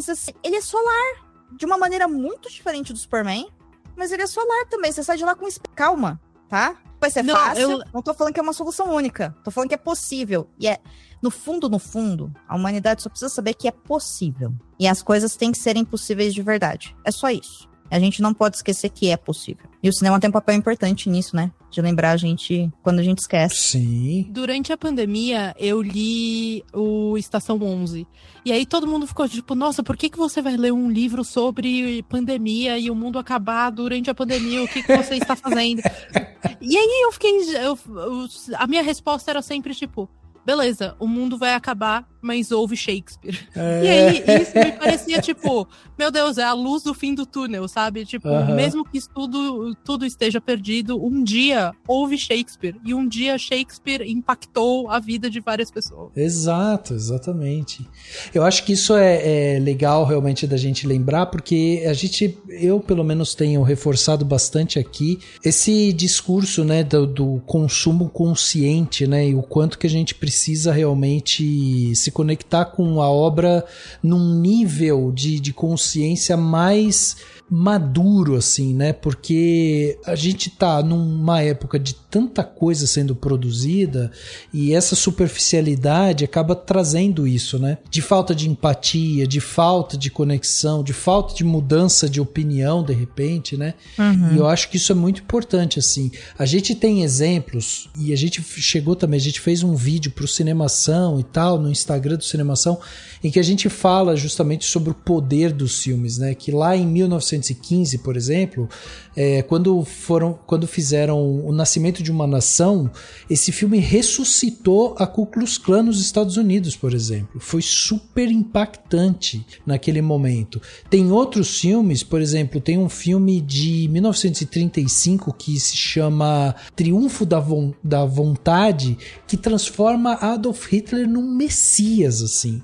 Sabe? Puta que eu pariu, hein, gente? Vamos combinar? Pois é, então. Gente, a Leni Riefenstahl, que é a diretora desse filme, ela é meio que responsável pela que a gente tem hoje como estética nazista, assim. Ela criou um imagético nazista. Exato, então veja como é importante, né? Quando a gente fala de opinião, de um filme construir opinião, não necessariamente você vai ver um filme e vai sair dele com uma opinião formada ou transformada, né? Não é isso. Ele é a composição de várias outras coisas que você lê, que você percebe e tal, e aquilo ali, né, que faz com que você vá vendo o mundo de outras maneiras. Então, ele vai reverberar naquilo que você... vai acender as luzinhas que já estão em você. Exatamente. Mas tem luzinhas que você não sabia que você tinha, que você pode criar, e tem luzinha que você olha e fala assim, eu não vou acender isso aqui não. Exatamente. Tem luzinha que não é pra acender, gente. Exatamente. Por isso que tudo bem você ver um filme em que tem um anti-herói, um vilão, né, como um personagem principal, e você se identificar com ele ali, ter uma empatia com ele, entender os motivos. Não significa que você tá olhando pra ele falando, nossa, é isso que eu quero pro mundo, esse caos, é dessa forma que vamos resolver as coisas, sabe? Não é isso. Mas também, Rafa, é muito subestimar, né? Pô, você não sabe a diferença, sabe, do mundo do Coringa. O dia que você viver em Gotham City, aí você vê se vale a pena viver naquele caos. Pode ser? Sabe? Não, e tem essa coisa da fantasia também, que é justamente de você extravasar aquilo que você não pode fazer na sua vida real, né? É um lugar seguro de fazer isso, sabe? Então o pessoal, olha, tem coisa que eu tenho preguiça, porque é essa supervalorização da moralidade humana. Então a pessoa fala, eu não gosto do Coringa, porque ele está muito errado, mas tá ok chutar o gato na rua, sabe? Tá ok não falar bom dia pro porteiro. Exato. Sabe? Aí você fala, cara, problema assim, você não... Sabe? Se você pensar, como diz, né? No choque de cultura, você para pra pensar 2 minutos nisso, você muda de opinião, sabe? Exatamente. Não vem usar essas desculpas pra cima da gente, sabe? Pra saturar seu ego e querer pagar de bom moço, sabe? E abraça, assim, em níveis pessoais, as suas contradições. Eu tenho uma contradição grande, Rafael, com o filme do Risco Duplo, por exemplo. Eu tava até comentando com o Basso, porque ele é um filme antigo, né? Só que, assim, eu só aprendi a nomear depois de adulta, né? Assim, adulta, assim, depois dos 33, 34 anos, que eu fui conhecer a tal da cultura de paz. Beleza. Aí eu fui estudar um pouco disso, entendi o que era, show. Mas eu sempre fui aquela pessoa do... Ai, gente, não vamos fazer guerra, né? Vamos distribuir flores, sabe? Sempre fui, né? Não vamos discutir, não vamos brigar, sabe? Eu sempre tive uma certa... grande sensibilidade por esses temas, né? Principalmente quando são causados por humanos. Ó, o Basso tá rindo porque ele sabe que é verdade. Todo casal formado por 2 pessoas, né? A Domênica Flores e eu que identifico a Cersei quando ela fala I choose violence, sabe? Exatamente isso é muito real. Só que eu sou toda essa pessoa do não, vamos conversar, vamos compreender, nananana. Beleza, quando eu assisti esse filme, e de novo, ele é um filme antigo, eu me lembro que eu fiquei chocada comigo, porque eu vi aquela mulher e ela falando, eu vou acabar com aquele cara, e eu, acabe mesmo. Nossa, mas acaba com gosto, e eu, o que é isso que eu tô sentindo? Porque, claro, né, eu era, enfim, adolescente, eu não tinha ideia ainda dessa questão do, esse é um ambiente seguro pra você sentir isso. Aquela mulher, Ashley Judd. Só, né? Enfim, só, tinha outras coisas também, mas enfim. Mas a questão mas enfim, a questão é, hoje ainda adulta, eu olho e falo, sim, eu acho que é importante a gente buscar caminhos, né, de conexão e de comunicação e cultura de paz, chame como vocês quiserem. Mas também acho que ela tava certa de fazer tudo aquilo sim. Se fosse hoje no mundo, eu ia falar assim, tá certo, tem que fazer mesmo. Entendeu? E é uma contradição? Entendeu? Mas assim, é como o mundo é. Enquanto existirem homens que cometem atos de violência com mulheres, quando uma mulher devolveu, ela fala, tá errada? Tá errada. Não estou incentivando a fazer. Mas, meu amigo, naquele filme você mereceu. Entendeu? Você fez essa cama, cara. Então, faz parte da nossa... É importante que a gente entenda também essas contradições nossas. E as nossas limitações, porque a gente tem muito uma tendência de achar que a nossa opinião ela é única, verdadeira, que o mundo inteiro se importa, né? Que passa por isso que a Ana falou lá atrás do... Cara, tá tudo bem se você conhecer uma outra coisa amanhã e mudar de opinião. E no fundo, a tua opinião... Achei que você ia falar que era porque eu tava sempre certa e eu já ia falar... Eu também achei. Eu achei também. Falei, nossa, Domênica vai mandar um shade desse mesmo pra mim, né? Olha aí, ó. Sim, Domênica, você não ouse, porque eu estou sempre Olha aí, ó. Eu tá não vendo? vi aqui, se eu não passar aqui, eu vou ter que fazer o good copy dessa vez? Ó. Tá vendo? É assim que se faz, gente. É assim que se ergue a bola pros amigos. Tá entendeu? vendo? Gente, É antes que a polícia da sopa de feijão venha atrás de mim, eu Ai, não meu estou Deus. sempre certa, tá? Pelo amor de Pelo Deus. amor de Deus, pelo amor de Deus, não é possível que alguém ache que tá falando sério. Assim, se você acha, é só sua opinião também, tá? Tá tudo bem. Né? Vamos lá. Exato. Se dê a sua devida desimportância, todos nós, né? Vamos lá. Imagine uma bola, pegue sua bola, baixe sua bola. É isso.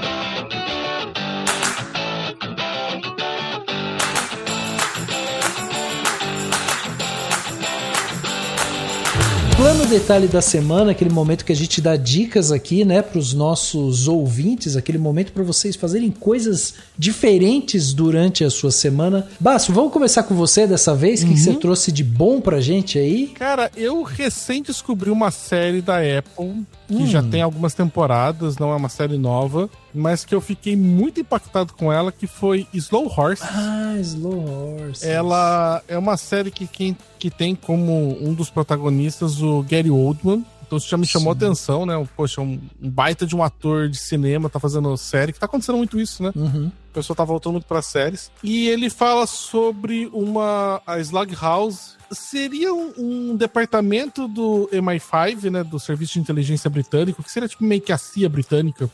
Que é um lugar onde o pessoal manda os agentes que eles fizeram cagadas, cometeram tipo erros, mas não o suficiente para serem expulsos da corporação, sabe? Então eles vão pra um certo limbo, eles vão pra um purgatório, sabe? Você vai ficar um tempinho ali de castigo naquele lugar que nada acontece, que é horrível e que é sujo, com um chefe escrotaço. O Gary Oldman é um dos chefes mais escrotos que eu já vi na minha vida em se tratando de cinema. Porque ele não é nem aquele cara que, ele parece isso aqui, mas ele tem um bom coração. Não, ele é realmente repugnante, sabe? Ele faz realmente o papel do, vocês não estão entendendo, vocês estão presos aqui comigo, sabe? Ele tá. E é uma série sobre daí espionagem, não aquela a lá James Bond, mas aquela espionagem mais real, que é aquele sentido de você estar buscando serviço de inteligência, buscar descobrir algumas coisas, conseguir fazer relações entre o que está acontecendo para descobrir, né, para prever possíveis, evitar atentados, esse tipo de coisa. E é uma série bem bacana, cara, porque ele só tem 6 episódios por temporada de 50 minutos, o que é uma coisa bem estranha, né? Tipo, ter uma série só de 6 episódios. E aí, com isso, a narrativa ela vai direto ao ponto. Então ela não tem enrolação, não tem barrigas ali no meio, não tem histórias secundárias, não tem nada disso. E eu adorei, cara. E assim, vocês vão ver vários outros atores, assim, tipo, muito, muito fodas no coisa. Tem o... esqueci o nome dele, sabe o que? Price. Como é que é o nome dele? Que fez os Dois Papas também. Jonathan Price? Jonathan Price, exatamente. Isso, o Jonathan Price tem no elenco, sabe? Então, depois tem o Hugo Weaving participando. Uma das temporadas, calma aí também, né? Não é na série toda. Não, o Jonathan Price e o Gary Oldman estão em todas as temporadas. Eles são personagens fixos. O Hugo Weaving, o Hugo Weaving, né? Matrix, né? O Agente Smith, ele faz a terceira e a quarta temporada, acho que agora me confundi um pouco. Ele tá uma temporada toda, então O elenco é de primeira, né? O elenco Resumidamente. é muito bom, assim, cara. A história é muito boa, é muito inventivo, com um ritmo bem diferente, numa outra proposta. Assim, pô, foi uma grata surpresa que eu descobri ali na Apple, que as séries deles estão todas escondidas, né? Porque Sim. eu acho que sei lá, cara, eu acho que deve ser algum grande esquema de pirâmide ou de lavagem de dinheiro a Apple, porque não é possível fazer umas coisas tão absurdas de boa e não ter divulgação, ninguém sabe o que tá acontecendo. Não existe divulgação no Brasil. No exterior, a divulgação da Apple é boa. Aqui não é muito porque a gente tem pouco público assinante da Apple no Brasil, da Apple TV. Ou mesmo usuário, né? Dos produtos da Apple. É super inacessível. Não, é pouquíssimos usuários mesmo. Exatamente. E também, quando falaram de série de ficção científica, eu lembrei de ficar uma indicação aqui. O Pluribus, né? O nome. Pluribus, obrigado. Pluribus eu achei uma baita de uma série. Quem que faz a personagem principal é quem faz o Better Call Saul. Better Call Saul, né, que é o spin-off da Breaking Bad, que na minha opinião é a personagem que segura a série de verdade, assim, junto com o Better Call Saul, junto com o Saul Goodman. Meu Deus, como é que é o nome dela mesmo? Rhea Seehorn. Isso. Ela, nossa, ela tá maravilhosa assim na série. Eu acho que a outra também de ficção científica muito boa. Eu acho que tem uma proposta bem diferente do que eu achava que era outras coisas que estavam acontecendo, sabe? Eu achava que era tal coisa, depois não é. Quando você vai... E também é uma série curtinha, né? Tem poucos episódios também. Vale a pena até ressaltar que não à toa, né? A Pluribus, ela é uma série também que é do Vince Gilligan, né? Que é o escritor e o roteirista do Breaking Bad. Sim. Só que tem um probleminha, né? Tá com previsão de lançamento da segunda temporada pro final de 27 ou 28. Então, gente, assim, assiste, mas não tem muita pressa, não. Porque, assim, é boa, mas tu vai ter que reassistir tudo de novo. Exatamente, vai demorar, exatamente. Então pode deixar isso daí pra assistir depois também, porque é isso, já foi renovada, então já foi. Quem assistir agora não faz diferença pro streaming, então vai assistir outra coisa. Muito bom, tá aí então, 2 séries, né, que o Basto trouxe pra gente. E você, Ana, o que você trouxe de bom pra gente aí, de Plano Detalhe? Eu trouxe um filme e um livro, e aí o livro é de qualidade duvidosa, porque essa sou eu. Mas enquanto a gente tava conversando e você até falou de tipo filmes que tem um momento e uma cena que te impactaram, eu falei, putz, eu vou indicar esse filme. Que é o Terra Estrangeira, que nem é um spoiler, tá, gente? Mas assim, ele termina uma cena final num plano sequência longuíssimo, com Fernanda Torres cantando Vapor Barato. Nossa. Essa cena, assim, o filme inteiro em preto e branco, é do Walter Salles, é do comecinho da carreira dele, assim, bebê, neném. E é um filme, assim, muito... sei lá, é o filme que, quando me perguntam o meu filme brasileiro favorito, é esse que sempre vem em mente, porque ele é muito simples, mas muito sensível, e esse plano sequência absolutamente, assim... É isso, assim, mudou a minha sensibilidade para todos os filmes que viriam depois. E aí, o livro, mudando da água pro vinho, o livro chama Escudo de Pardais, que é uma romantasia da Daphne Perry.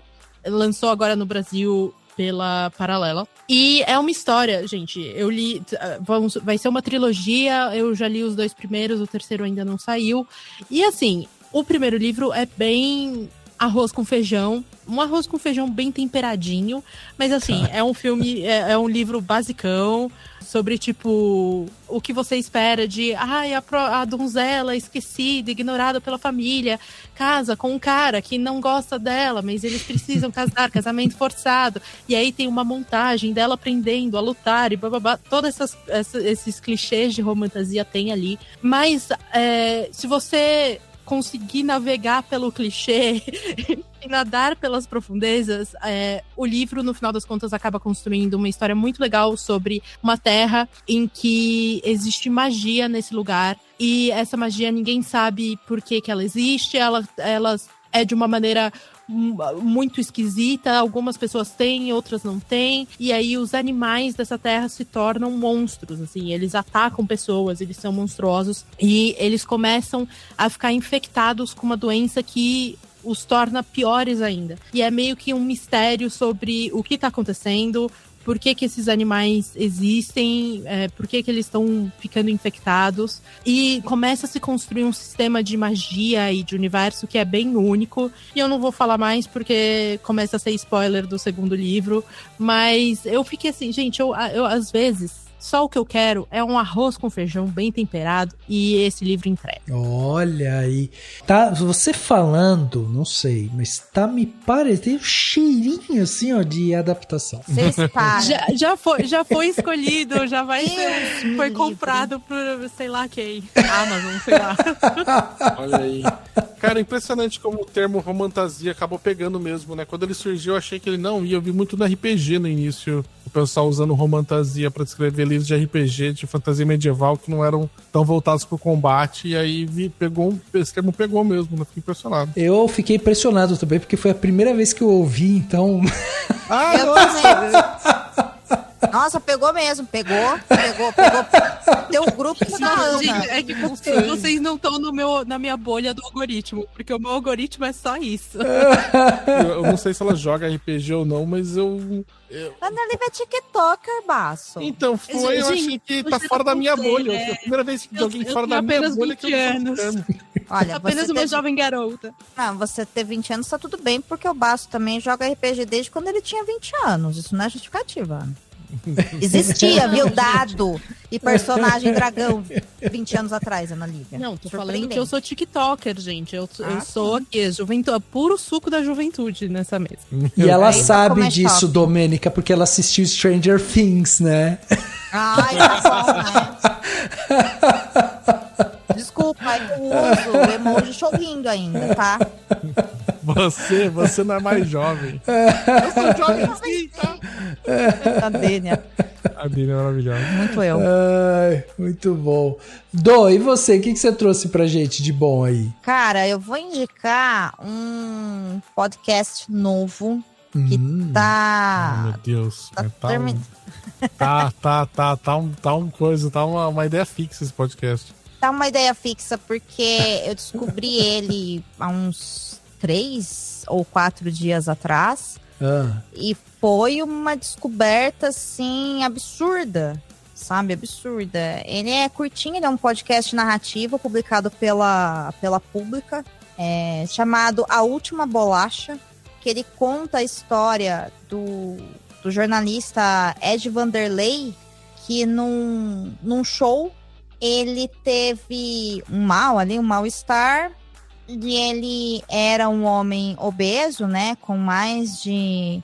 Acho que ele estava com 145 quilos, se eu não me engano, e ele quase vai a óbito, né, em decorrência de um problema cardíaco, porque ele descobre ali que ele estava com um problema no coração bem grave. E aí ele entra numa jornada de tentar entender como que ele pode passar por um processo de emagrecimento. Só que ele foi fazendo isso, que resultou, né, na produção desse podcast narrativo. Então ele vai contando como que funciona a indústria de alimentos, como que funciona a questão de publicidade na indústria alimentícia, na engenharia de alimentos, a questão de cirurgias bariátricas, a questão do uso de canetas emagrecedoras. E assim, é uma produção muito, muito, muito bem feita, e é um trabalho magnífico, assim. Eu tô realmente fascinada, porque ele vai falar, enfim, sobre questões de saúde, né? O tema que ele tá trabalhando é obesidade, ele é o protagonista dessa história, mas ele traz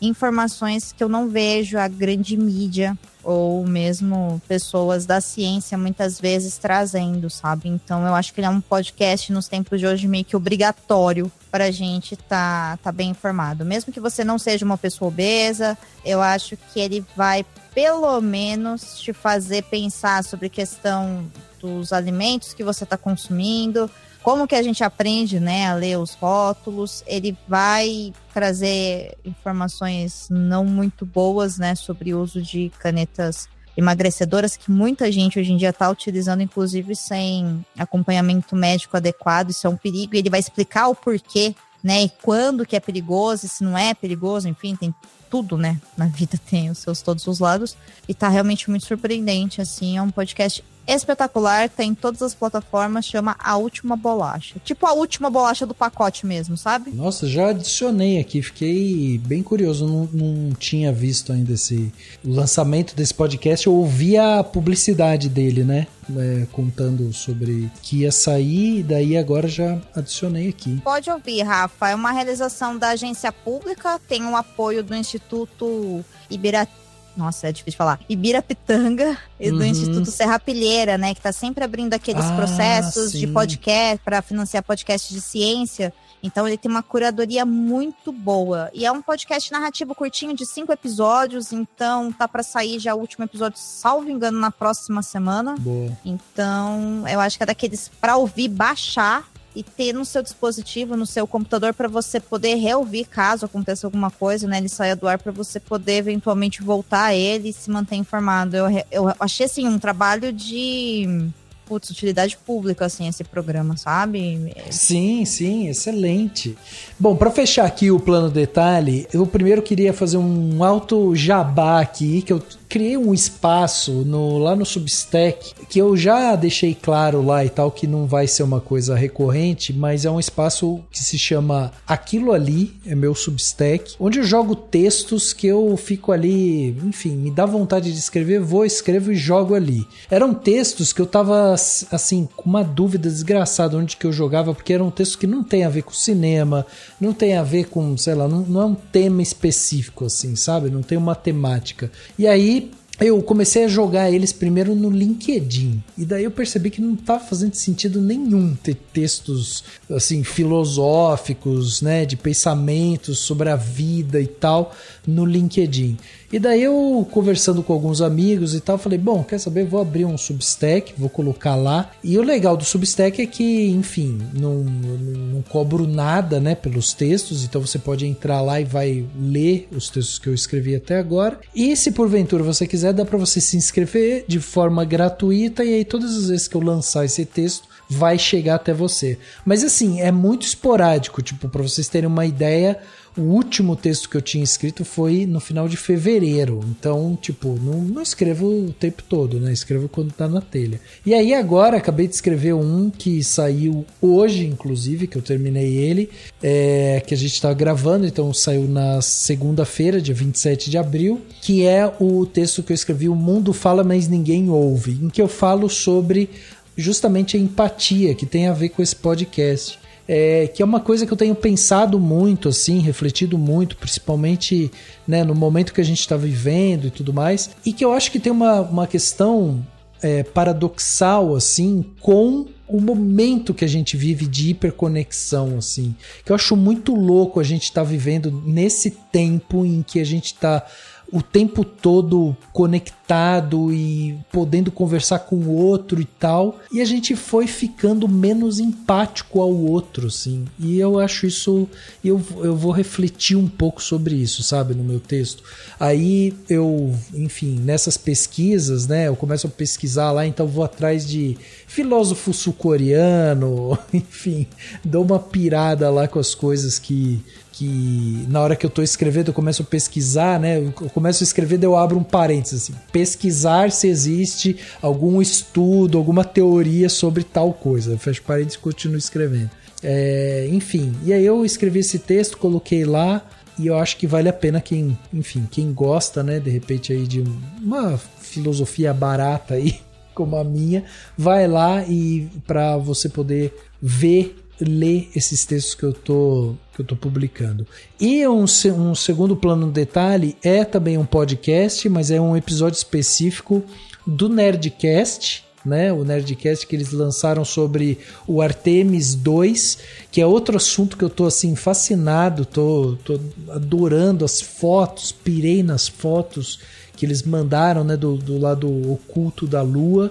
E o podcast é muito legal, assim, porque eles falam de uma maneira muito simples, muito didática, assim, também, a importância, né, do Artemis 2 e tudo mais, e o porquê, né, que essa foi uma missão tão importante, né, mandar o homem de volta à Lua 50 anos depois, e aí mostrar justamente, sabe, esse lado da Lua que a gente não viu, com câmeras assim, tipo, super, né, precisas e de alta resolução e tal, e a gente conseguir ver essas imagens. E todas as vezes que eu olho aquilo, a primeira coisa que eu penso é, cara, primeiro a Terra, né? Como a Terra é linda, assim. E tem uma das fotos que você consegue ver até a aurora boreal, assim, na bordinha da Terra. Eu acho aquilo um espetáculo. E aí você, assim, eu olho para aquilo e eu sempre penso no quão pequenininho a gente é e como, né, isso também se conecta com essa questão da empatia também. Enfim, então eu acho que vale a pena quem quiser, né, ouvir esse podcast. Eu acho que tá super bem humorado, como o Jovem Nerd e o Azaghal sempre fazem. Então é um podcast bem humorado, informativo, assim, tal, que fala sobre, né, uma missão aí importantíssima do homem no espaço. Enfim, fica essas minhas 2 recomendações aí para você.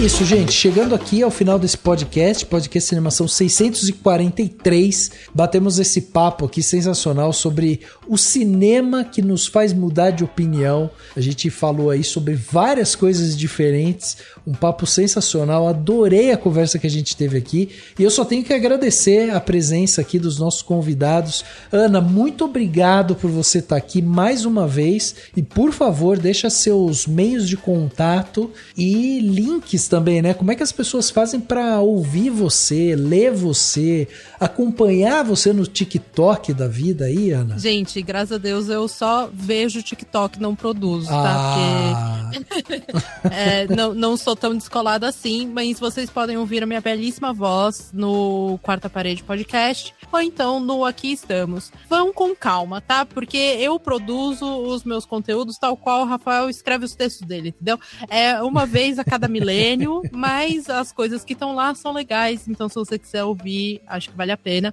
E eu tô em todas as redes sociais no @AnaLiviaMS, Ana com 2 N's. Boa, tá aí então. Vão lá atrás da Ana, vejam o conteúdo que ela está produzindo. E tem que agradecer aqui também a Dô, que mais uma vez, né, doou seu tempo para estar aqui com a gente. Dô, muito obrigado também. E por favor, traga seus meios de contato também aí, Dô. Rafa, é sempre um prazer enorme. Eu gosto muito de gravar contigo. Você sabe, gosto de papear e ficar te mandando reels de doguinhos também fazendo merda. Adoro. Minha curadoria é boa, né? Eu sei. Muito boa, muito boa. Eu sei. Realmente... Eu gosto da sua também. O bom é que eu consumo da sua, daí o algoritmo me dá umas inéditas, entendeu? Pois é, rapaz. Você sabe que demorou, acho que... não demorou muito tempo não, né? Mas as pessoas falam assim, pô, você não viu tal coisa, sei lá, no Instagram? E eu, gente, só aparece pra mim cachorro e algum artista que eu tô viciada na semana. Tipo, sei lá, ou eu tenho a semana do Pedro Pascal, aí eu tenho a semana do Stanley K. Brown, aí eu tenho a semana, sei lá, de alguma atriz, entendeu? É isso e depois cachorro. Depois tem a semana do Stanley K. Brown, aí deu outra coisa, tem a semana do Stanley K. Brown. Exatamente. Eu queria ficar voltando nisso. Tem os recorrentes também. Temos. Porque nós estamos Ela educando. tem os favoritos dela. Eu tenho os favoritos. Nós temos... Você tem que entender, Basso, aqui eu tô educando o algoritmo. E quando aparece coisa boa do Stanley K. Brown... que os jovens chamam agora. Exato, porque eu sou jovem também. E aí eu mando também pro Rafael, entendeu? As coisas do Stanley K. Brown, quando é alguma coisa em fila aí, entendeu? Rafa, aqui um homem. Porque coisa bonita é pra gente compartilhar com as pessoas, né? Tem que compartilhar os artistas. É verdade. Mas veja bem, pra quem não tem esse prazer, né, de ser o meu amigo pessoal e receber a melhor curadoria de doguinhos Stanley K. Brown do Instagram, também pode ver a foto dos meus cachorros, né? E conhecer um pouquinho dos projetos de podcast que eu tô trabalhando, além de ficar, enfim, acompanhando umas baboseiras de vida pessoal que às vezes eu acabo compartilhando lá, um prato de comida, alguma coisa assim. Então é só me seguir no Instagram, domenica.mendes. Vai ser um prazer receber você lá. Pode me chamar para um papo, eu sou super acessível, sempre fui. Também tô lá no Perdidos na Estante, falando sobre obras que são adaptações, então livros, filmes, séries, games, músicas. fica um convite aí também para você conhecer o Perdidos na Estante. E, claro, né, tô trabalhando em vários projetos aí de podcasts, especialmente no gerenciamento de operações do Vida Palmarina e do Amarela Ouro, que são os 2 últimos lançamentos da Central 3. São 2 programas também narrativos, muito legal. O Vida Palmarina fala sobre a vida em Palmares, 5 episódios. E o Amarela Ouro, salvo engano, são 9 episódios, 9 ou 10, agora eu não me lembro. Mas que falam histórias da seleção brasileira de futebol ao longo das Copas do Mundo. Então tá um projeto também bem legal, que vai acabar com a chegada aí da Copa. Porque aí, né, gente, aí é vestir assim uma brusinha, entendeu?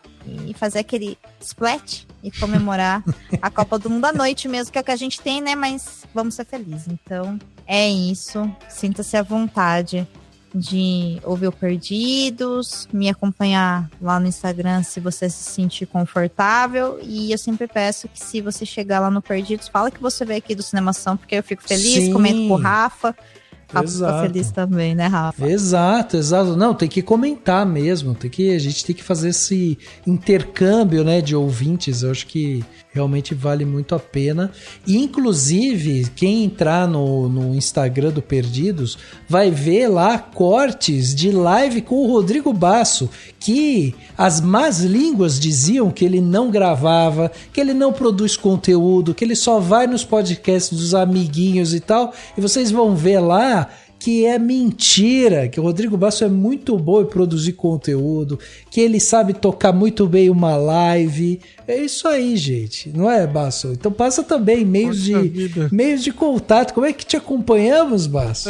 Sabe as redes sociais que eu dou passou? É nessas daí, porque eu não tenho as minhas, né? Então, se alguém precisar mandar algum recado, alguma coisa, fala com a Domênica. Não, peraí, não fala comigo no meu pessoal pra mandar recado pra ele não, gente. Não é assim também. Fala não. O Basso... É minha vez de falar. Você tá se metendo no Domênica? Transformando o meu Instagram em Instagram de casal, rapaz.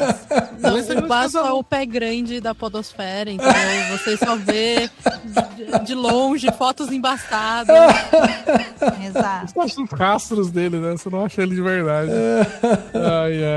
Não, mas é sério, eu fiz um movimento de não ter redes sociais há uns 2 anos e eu consigo manter isso. Então não tenho redes sociais para poder passar qual pessoa possa me mandar alguma coisa, algo assim. Mas eu tô produzindo pro Perdidos da Estante. Inclusive, acho que vai sair agora, dia 13 de maio, sai o podcast do Noite das Bruxas, falando do livro, da adaptação pro cinema do Kenneth Branagh. Acho que é assim que se pronuncia o sobrenome dele, não sei. E tô fazendo algumas coisas com o Luciende, fizemos uma live, gravamos um podcast, estamos produzindo alguns outros conteúdos aí, que o Luciende tá voltando com o Cabuloso Cast também, então tá ajudando. Então, assim, ao contrário do que o Rafa fala, foi muito gentil aí. Ainda tô só produzindo no podcast dos outros, né? Não voltei com o meu, então tô só participando dos outros. Um que vocês podem me encontrar muito também é no RP Guacha, né? Então, lá também eu gravei alguns episódios de...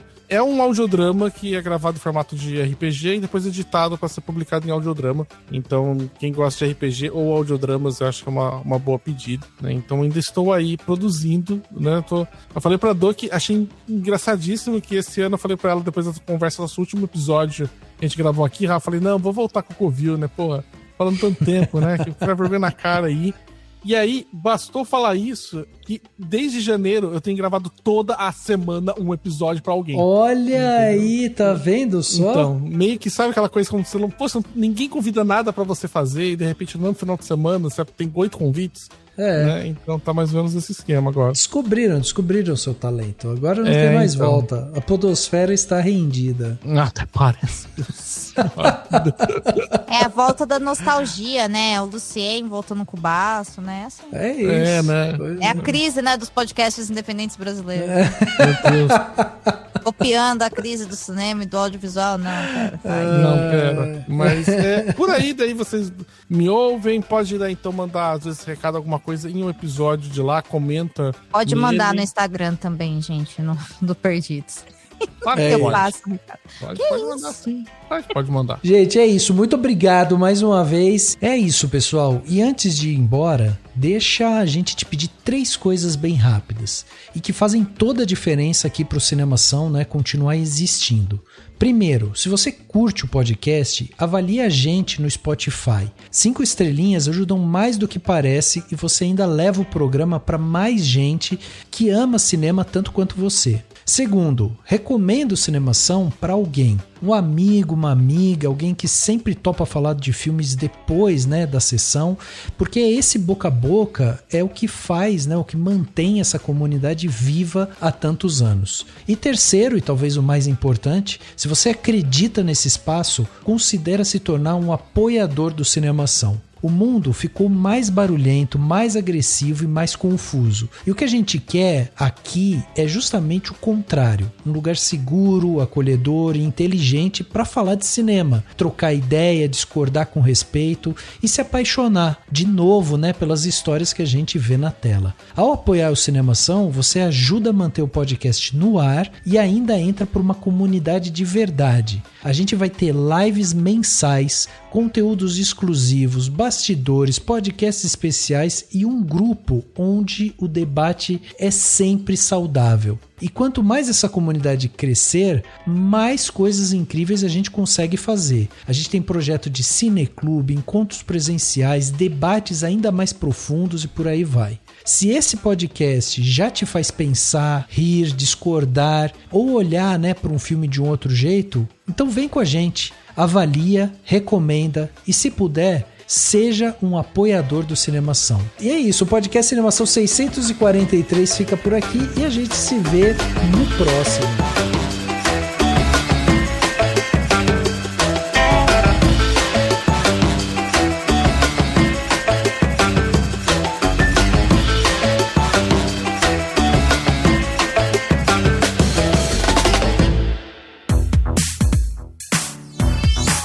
Esse podcast foi editado pela Isso Aí Design. Tudo isso é forma com função. É design estratégico. É isso aí.